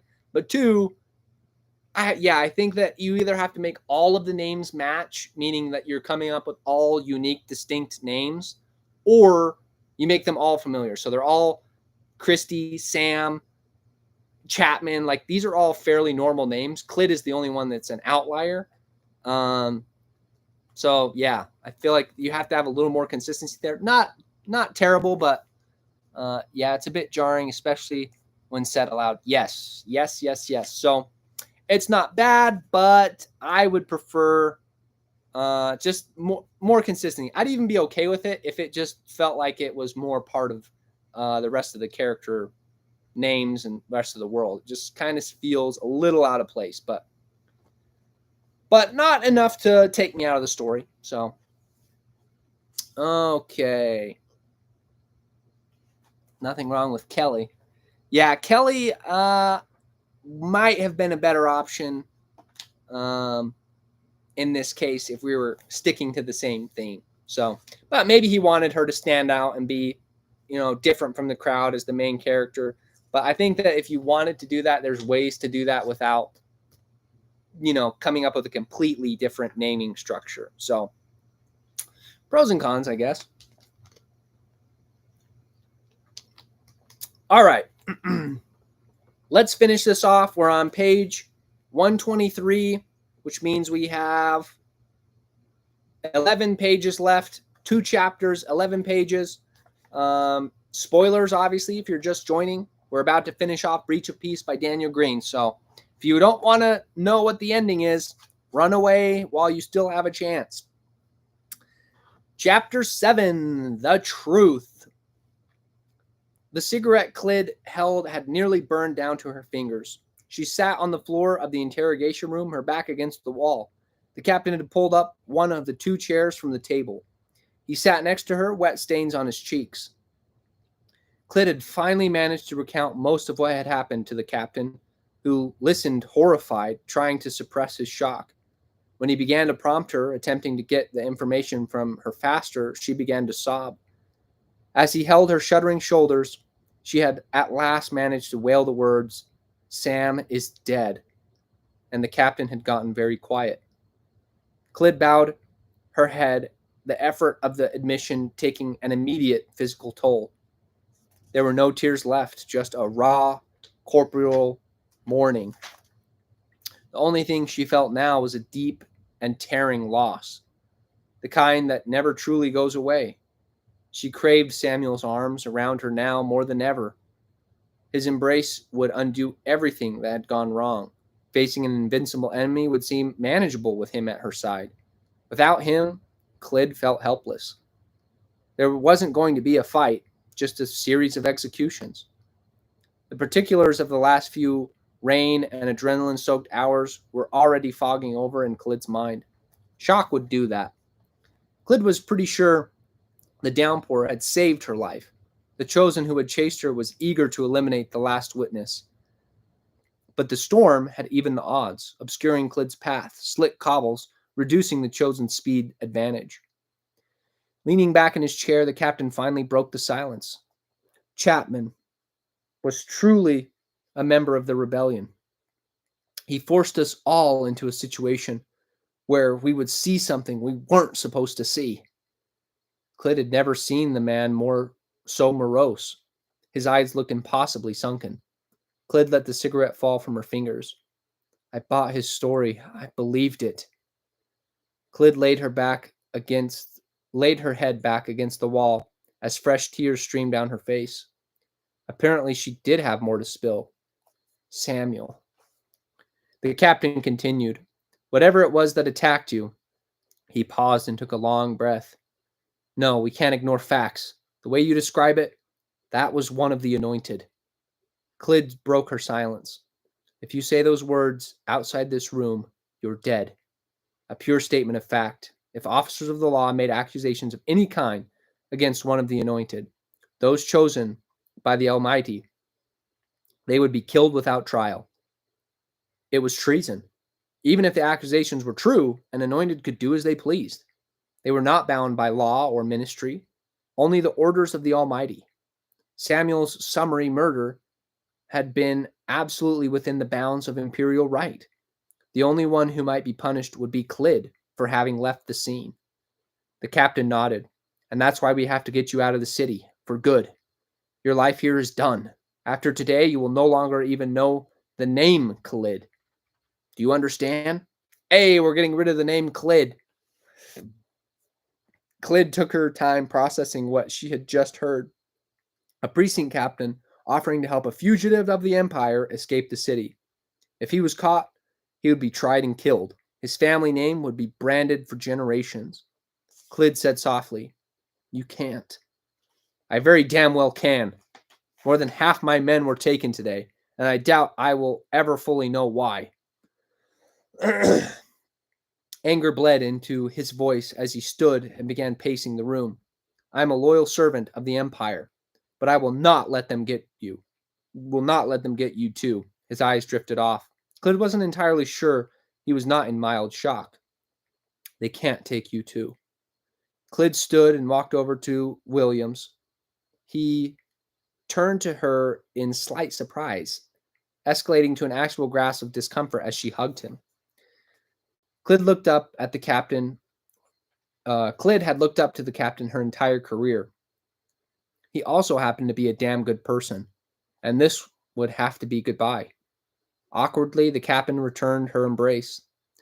You and Sam were the best this precinct ever had. He let her go and cleared his throat with discomfort. We have to get you out of the city. My career is over for sending my men in there tonight, but I can pass off some of the responsibility. My trusted Inspector Chapman convinced me there was rebels in there. The rest, a dreadful misunderstanding.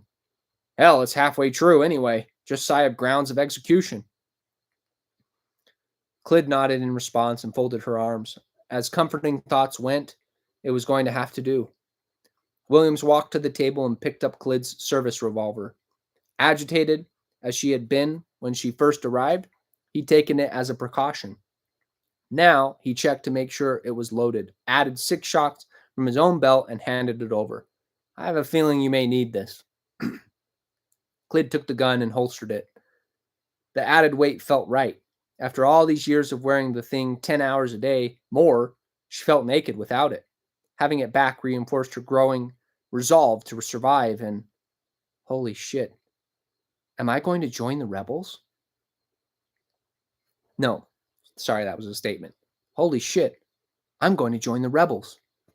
She had not consciously thought it, but it had been her plan since she stepped into the rain from the warehouse. Captain Williams walked past her to the door and opened it. You will need to grab a change of clothes from the back, civilian garb. We will take you through the... He trailed off and froze. He stopped so abruptly, Clyd nearly walked into his broad back as she followed him out to the desk pool. A chill grabbed Clyd's spine. She knew what she would see when she looked past the captain. Her resolve crumbled as she saw the figure in black standing in the middle of the room, staring directly at her. The same white mask with the rictus grin mesmerized her. She could not pull her eyes from it. The 3 of them stood there for what felt like an eternity, but could not have been more than a few seconds. It was the hunter, the anointed, who broke the silence first. Its voice was no louder than a whisper, but it somehow boomed off of every wall. The sound consumed her mind with its soft, deadly tone. If you had simply stayed and died, they would have lived. It nodded its head slightly to the left as it spoke. Clyd looked where the anointed had motioned. At the far end of the room, Christy and June, as well as the other 2 officers still in the precinct, were all seated neatly at individual desks in a line. June's head was twisted until it faced the wrong way. Christy's mouth was raised to the ceiling, an officer's decorative saber pushed from the back of her skull and through her parted red lips. One officer had a pistol pushed into his eye socket. The last was missing his throat, blood still flowing down his chest. Jeez, Daniel. Talk about vicious. This guy's written a horror book over here. After giving Clyd and Williams a moment to appreciate everything it had done, the anointed spoke again. This is your fault, little rabbit. Why? The captain asked. His voice did not sound angry or even upset. It only contained defeat. We really didn't think you were competent enough to find us. It was said with both mirth and vitriol. It was that Chapman, I assume. He's a clever one, pulling from 2 pools of knowledge. I should have congratulated him, but... The anointed looked back to the dead sitting at their desks. Before it could say more, the captain capitalized on the move. Clyd had heard the captain was a fast and accurate shot in his heyday, but what she saw was beyond her highest expectations. In the beat of a heart, Captain Williams drew and fired his pistol at the anointed. The mask cracked with a spray of blood. The captain took aim again, but before he could fire a second shot, the anointed spun. A knife flew from beneath a spiraling black cloak. The blade shot clean through the captain's chest. A thud came from the wall behind Clyd. Captain dropped without a cry. It had all happened so fast, Clyd had only managed to get a hand on her pistol. She drew and fired, but the anointed was prepared now. It easily moved out of the way of her shot. The anointed spun again. A knife shattered Clyd's right knee. Screaming, she collapsed to the floor. The sound of boots approaching. The black cloak chosen kicked her like a child's ball. Clyd flew through the air and crashed into the far wall. The snapping of her spine was the last thing she felt. Numbness flooded her body. Heavy black boots made a slow approach at the edges of her vision. The Chosen dropped its ruined mass to the floor. Blood dripped over the grin as the face stared at her. The Chosen rolled Clyd over with one foot. Turning her eyes upward, Clyd saw the face of her husband's killer for the first and last time. Gray eyes set in a beautiful woman's face stared down at her. "We do need more subjects, little rabbit. It seems you have earned the honor." Clyd's last thought was that she had spent the last few weeks sleeping alone in her apartment, waiting for Sam to get back from that stupid chicken case. She would never get to wake up next to him again. A boot filled her vision, and then nothing. Chapter 8, The Cover-Up. Only 2 pages. Josh Holdier sat at his desk at the Ministry of Truth and stared at the report that had just been handed to him. It was his job to take the letters of truth, as they were called, and write them into articles to be published throughout the empire. This was the first time he had been handed a first-class story. It was a massive opportunity, one he had been eagerly awaiting for 3 years now. The problem was, Josh knew this letter was a lie. Last night, his half-brother Michael, a rather popular prostitute, had come by late at night and told him a magnificent story of an imperial inspector on the run. The woman had apparently been chased by someone that scared the ever-living hell out of her. He had been clear that the woman was in a state of complete terror and had been escorted by Mother Christie, his boss, back to her precinct. Michael excitedly brought the story to his brother, thinking he could write about it for the next paper. Josh had told Michael he would need to gather more evidence first, and he promised if he could track down the mysterious inspector in distress and get a full account, he would run it in his personal column. His half-brother had left with a smile on his face, excited to have possibly given Josh his first big story. Now, the letter in front of Josh claimed his brother had died last night in a fire at the brothel, well before he had shown up at his door. The fire had supposedly been set by members of the rebellion. In a simultaneous hit, the rebels had apparently burned the entire 7th precinct. It went on to claim 3 traitorous inspectors named Clyd Witter, Samuel Witter, and Chapman Hilt lured most of the precinct into a trap at a long-abandoned warehouse. None had survived. The Ministry of Defense is cooperating with the Ministry of Truth to get to the bottom of this latest attack by the rebellion. Why they chose these targets is unknown. The ministries have faith in the vision of the Almighty. Justice will be brought. At the bottom of the letter of truth was a note instructing Josh to invite any witnesses to come forward to the Ministry of Truth directly in order to help the Empire seek justice for what had been done. Josh had written such invitations dozens of times before. With what he saw now, every single one of them twisted in his memory. A tear landed on the letter lying on his desk. Josh realized he was hunched over it, crying. Michael is dead. The full realization hit him like a hammer. His brother had been murdered to cover something up. What? Josh might never know. A million ideas spun through his head. He would write the discrepancies and publish. He would publish nothing. His editor was an absolute loyalist and would have Josh hauled off for even hinting at what he knew. I'll go down to the brothel and, if he acted out of line in any way, it would bring scrutiny. Somehow the fact that Michael was his half-brother had been missed. If they found out now, Josh would be disappeared too. Another tear hit the letter.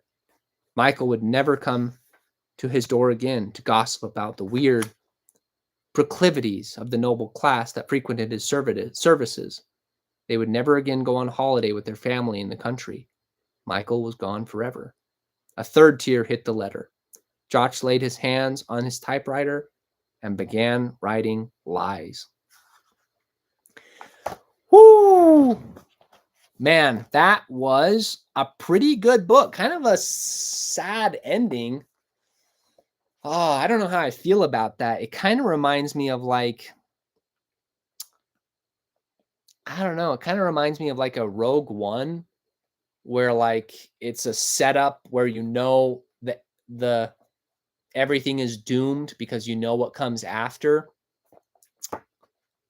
but still you're kind of rooting for the characters to somehow make it out of it. And huh, interesting. Overall, I think he set this up pretty well. I wouldn't have expected how this ended, which is good. I like to be surprised when I'm reading these stories. And so I'll have to think about the actual scores that I would give it, but I would give probably the immersion and the world building, just because I'd probably give it like an 8.5 for the immersion and the world building. I think that it does get skimmed over quite a bit, but it does introduce a lot of good elements to it. I would give the names, which are the characters. I don't know. I'm doing this on the spot. I usually have more time to think about it. Again, I might do an 8 or an 8.5. I just don't feel like we can get as much depth out of this with a novella. So it's hard for me to grade. Maybe for a novella, the characters were really good, but you can only get so much depth out of a character in this size of a story. And even though it had some emotional impact when these deaths would occur, I still wasn't as like heartbroken as I would have been, if it was a longer story where I had more time to get to know the characters a little bit better. Like I don't feel like I got to know the characters a ton outside of their work responsibilities. So R.A. Morley, oh hey loves, hope we're having a fantastic day. Yes indeed, it's been a great night so far. Been able to read the entire Breach of Peace by Daniel Greene, and check that one off the list. Took 3.5 hours, which was a little bit longer than I thought it would, but it was a lot of fun. I liked it. So we're sitting at about an 8.5 so far with the immersion and the names. The magic, probably a 7. Like we don't get a ton of magic. We get hints at it through the world building. We see a tiny bit of it, but not a ton is explained. So I kind of feel like that's a little bit of a cop out, unless he's, continuing the story. But it almost feels like an undeveloped magic system where we don't really get to see a conclusion to how this magic works, what these creatures are. It leaves a lot of questions. And if there are other books in this series, then that's great. But if not, I think it just leaves too many questions unanswered. And it's an interesting short story, an interesting novella, but I would have preferred a little bit more. So I would give it a 7. The infrastructure, I would give an I've never really read novellas, so I don't know how to grade the infrastructure of this as much, but let's see. R.A. Morley. IDK, I like the medium core magic where some of it is explained, but a lot is left open-ended to be more flexible. Also because I'm lazy and don't want to memorize a whole system. I agree. I like soft magic systems, don't get me wrong, probably more than hard magic systems. Like Brandon Sanderson sometimes I feel like over explains his magic systems, and it can get a little bit repetitive and a little too, it kind of takes me out of the flow of what's going on. But at the same time, I want to know a little bit about how it works, and have a little bit of descriptions, because otherwise it's just like way too ambiguous to be believable, if that makes sense. I agree. Some soft magic is great. Yep. So soft magic is good. I think I like a blend of the two. I like a little bit of explanation, but I'm okay if there's some things left unsaid or unknown. But I just felt like there was too much left unsaid, especially since it was all that magic was introduced at the end of the story. Although I'm a little more biased to magical realism versus soft magic or hard magic. Magical realism. What do you mean by magical realism? Magical realism. Medium core tribe.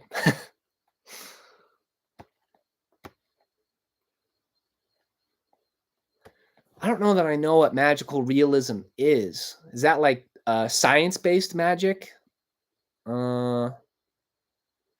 Versus soft or hard magic? Because even if it's science-based magic, I would categorize that as a hard magic system. But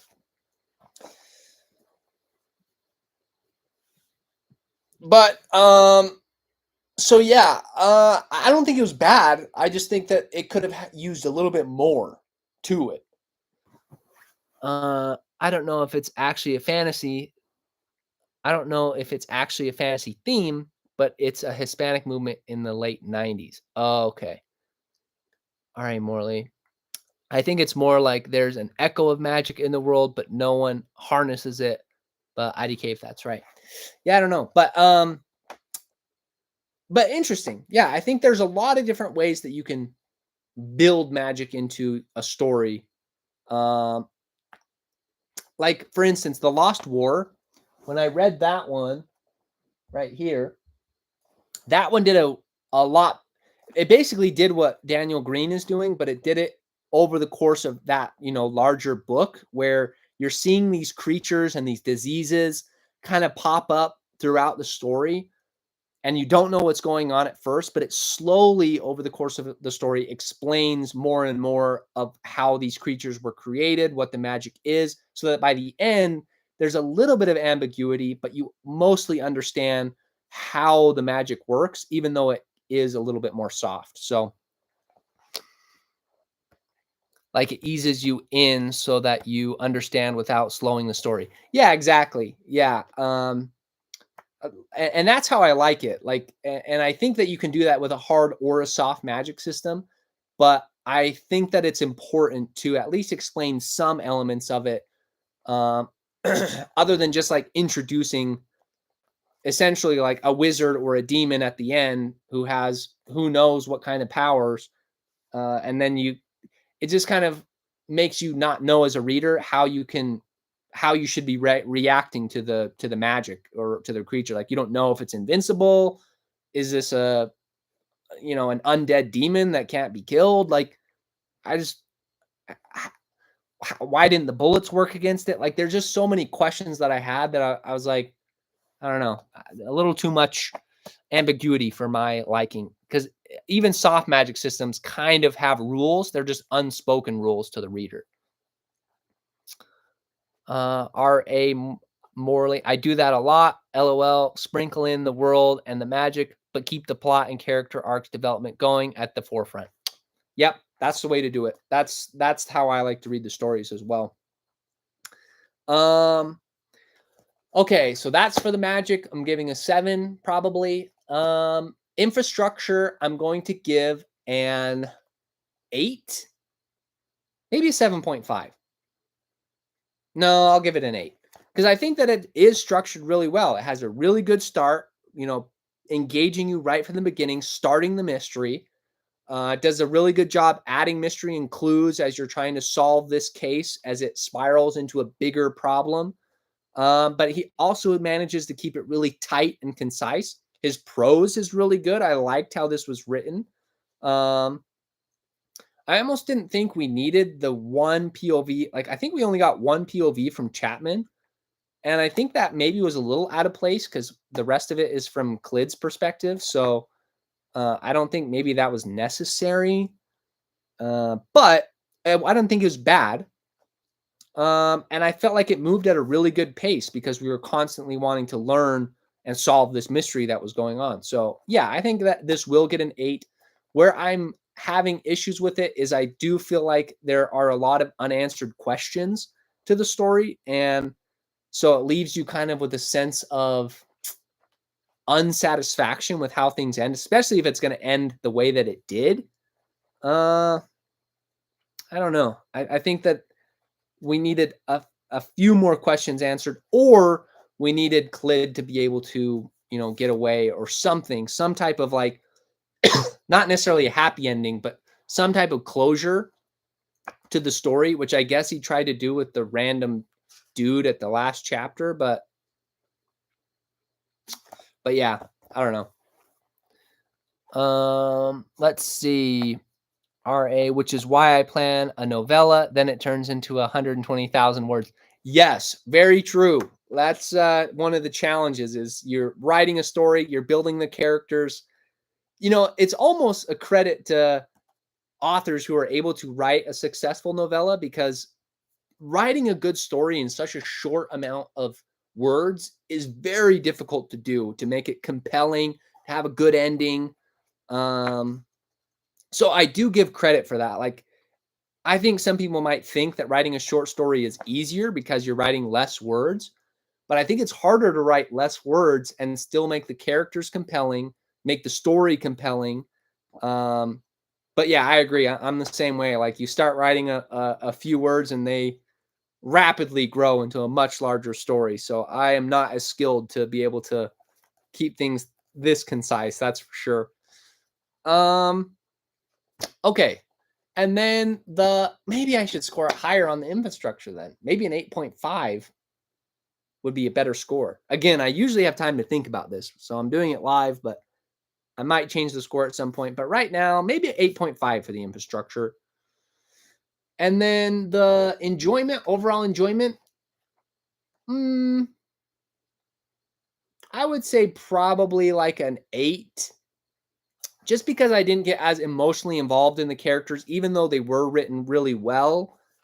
I didn't care as much about them as I do with other books that have more depth, um, and more motivations and more. I don't know. There's more to characters with a bigger book, so that it gives you a chance to get more emotionally involved. Like, when all these people died, I was like, oh, that's a bummer. Like, I did feel bad for it, but I wasn't like devastated like I am in some other books that I've read where I'm like, no, how could the author do this to me?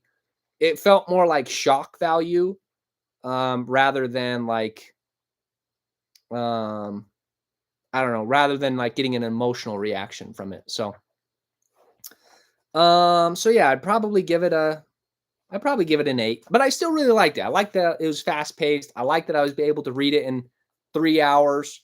Um, and so, kind of get a nice little story, from this military perspective. But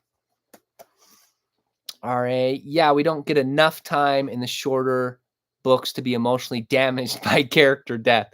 Exactly. Like, when a character dies in a 200,000 word book, at the end, it's like devastating because you have just gone on such a long journey with those characters. You know their strengths, their weaknesses, their flaws, their goals, their ambitions. Like, you just can fold so much more personality and depth into the characters that when they die at the end of those stories, it's enough to make you cry. Whereas something like this, it's like sad, but not enough to like make me lose sleep over it. So I don't know what the averages of that would be, but probably, averaging out, this would probably be like a 7.9, maybe an 8 out of 10 book for Daniel Greene. So I would say that he has done a very successful job actually putting his money where his mouth is. Like, he is reviewing fantasy books, and clearly he knows what he's talking about because he wrote a really great novella, especially for his first book. I think he did a great job, especially when they're the bestest bestie, the goodest boy. Oh yeah, you uh character deaths of animal companions are pretty brutal for sure.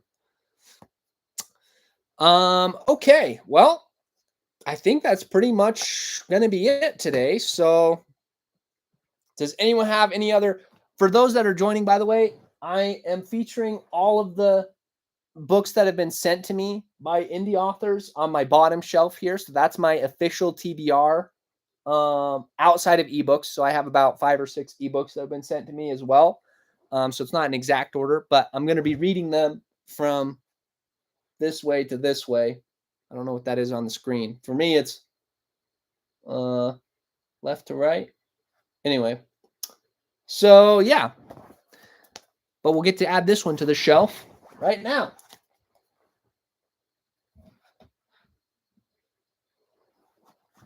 A nice little thin book to add to the shelves. Let's see. I got to remember to get your PO so I can send you a few and get some friends whose work I think you'd like. For sure. Yeah. I have my email in my YouTube description. And if you want to reach out to me that way, for sure, feel free to. I always try to respond as quickly as I can to those kinds of requests. I'm always happy to, read books from indie authors. I right now I have 16 books in my TBR, and I'm such a slow reader. Obviously, it took me 3.5 hours to read 130 pages. So not the fastest reader, which is unfortunate for me as a book reviewer, but I read for my enjoyment rather than for speed. I kind of neglect email because so much of my jobs is answering emails. Yes. Yeah, my day job is writing blogs and writing emails. So I completely understand how that goes. Hey, faster doesn't mean better. That's what I'm saying. Yeah, I feel like I have to spend the time to do a quality review especially for these indie authors. Like if I'm just cruising through the books just for the sake of finishing them, I feel like I don't get as much enjoyment out of it. And I'm robbing the authors of the hard work that they've put in to create a story that I need to actually like spend time to be a part of. And right now, the book that I'm reading, I thought that I was going to be able to get through it. I'm about 50% through The Fall of the Hammer right now, which I was supposed to have done and reviewed this week, which obviously is not going to happen. But it's because I'm having a hard time with it because it's written really well, but it's not resonating with me as much as other stories. So I want to finish it because it's written well. It has no issues from a technical standpoint, but the actual resonating with me that I'm like emotionally invested in, I'm having a harder time with. So I'm trying to but that happens with a lot of books sometimes. Like The Lost War was like that a little bit. It turned out to be one of my favorite books once I got about halfway through it. The Hunter and the Knight was a little bit like that, where I had struggled for the first half of the book. Fantasy books are just kind of like that, where the first half of it is sometimes really hard to get through, and then but then it like picks up the pace and you somehow just fall into the story. So I'm hoping that's going to happen with this one, and then I'll just cruise through the rest of it. So to be fair, even if you were fast, reading out loud doubles the time. Very true. Very true. Yeah, I wasn't planning to read the entire book out loud. I was actually going to just read the first chapter out loud, and then I was going to just silently read through each chapter and just give my thoughts at the end of the chapter. But I don't know. I felt like it was too much silence for the live stream. So I decided to just buckle in and read everything out loud, maybe lose my voice, risk it all for the live stream. So, but thanks so much for joining. I think that's going to be it for me tonight. Right now it's 10 o'clock where I'm at. So it's a little bit late. More live streams. Well, I'll probably do live streams at each of my mile markers. So this was my 500 subscriber mile marker. I'll probably do another one for 1,000, but probably not reading a whole story. That I might read a chapter of the latest book that I'm reading, something like that. But a whole book was probably a little too ambitious for me. We'll miss your voice. Yeah, I'm gonna miss my voice for the next couple of days. When my work asks me why I can't speak on a call, I'll tell them I was reading a book for 4 hours. So now I must make 500 accounts. Hey, if you want to make 500 accounts, subscribe 500 more times. That'll definitely speed up the process for the subscriber count.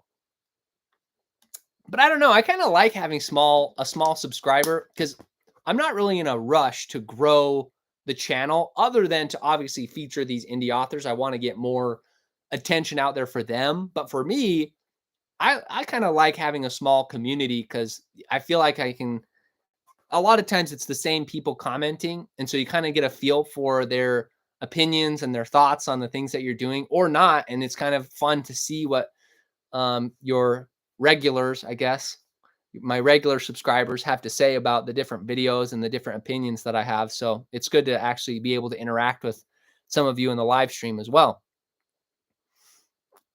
Take a spoon of honey before bed for your voice. Okay, yes, I'll gargle some salt, take some salt, lemon honey water. Hopefully that will save me. There's a throat coat tea, but in my opinion, not a great taste. Yeah, I actually don't really like tea. Tea to me is uh flower water is how I always explain it. Like it just tastes like flower water. It doesn't even taste like flower juice. It tastes like flower water. I feel like I need 3 packets of tea before it tastes like anything good. Hey, I'm a regularist. Yeah, I'd say RA Mora, you're regular for sure. Uh, keep missing mids. That's okay. I mean, I haven't made one for a minute, so you have time to catch up. Flower water, blasphemy. No, it's flower water. It is so bland and it's so boring to drink. But I like sugar, so I'll drink lemonade over tea any day. No, the tea tastes ugh. Unfollow, unsubscribe over my tea opinion. That's my hot take. Is that tea is not very tasty. That's my hot take. So Uncle Ira would be disappointed. Oh no, that's true. Well, I mean, Uncle Ira would understand though. He would be very disappointed, yes, but then he would probably make me like hot chocolate or he'd make tea so good that I would like his tea and I would never be able to drink tea again after that anyway, because I would never have anything that good. It's okay. You can have a wrong opinion about tea. Would he understand? Would he? I don't know. He had to deal with Zuko, so I feel like he has a very high tolerance for patience, even with his precious tea. So I don't know. Okay. Zuko succumbed to tea. Eventually, yes, he did succumb to that and learned the value of Uncle Iroh. Okie dokie. I think we're gonna we're gonna probably wrap up this live stream in the next couple of minutes. I do really appreciate being able to talk to you guys. I probably should do more live streams because it is fun to interact and be able to chat with you guys and we might have to do more discussions like this as a whole for just different fantasy topics, just so we can have a live discussion on some of these things rather than just doing a video about it. So I don't know. I'll think about that now that I have had a chance to experience. This is my first live stream. So now that I have a little more experience with it, I might feel more comfortable doing something like that. Maybe at least a biannual streams. Well, yeah. I mean, I feel like biannual, so twice a year. I feel like twice a year is doable. I could do that. So, I mean, again, I was able to get 500 subscribers I started in December, I think is when I started posting regularly. December, January, February, March, April. So 5 months. So yeah, if we keep on the same pace, about 2 a year. 2 years later, monthly streams. Yeah, I mean that would be exponential growth. But again, live streams might not be exclusive to our mile markers that we're hitting, but I just figured I'd give it a shot. 3 years later, weekly streams. Yeah. That might be a little at that point it can be my full-time job and then maybe we can think about that. So all right. Well, I am going to sign off here. Thanks again for joining. If you haven't read Breach of Peace by Daniel Greene, I would recommend it. I had a good time with it. And I'm going to go drink some honey water like R.A. Morley recommended. So I'm going to go do that. And I hope you all have a great night. Thanks so much for watching and participating in the chat today.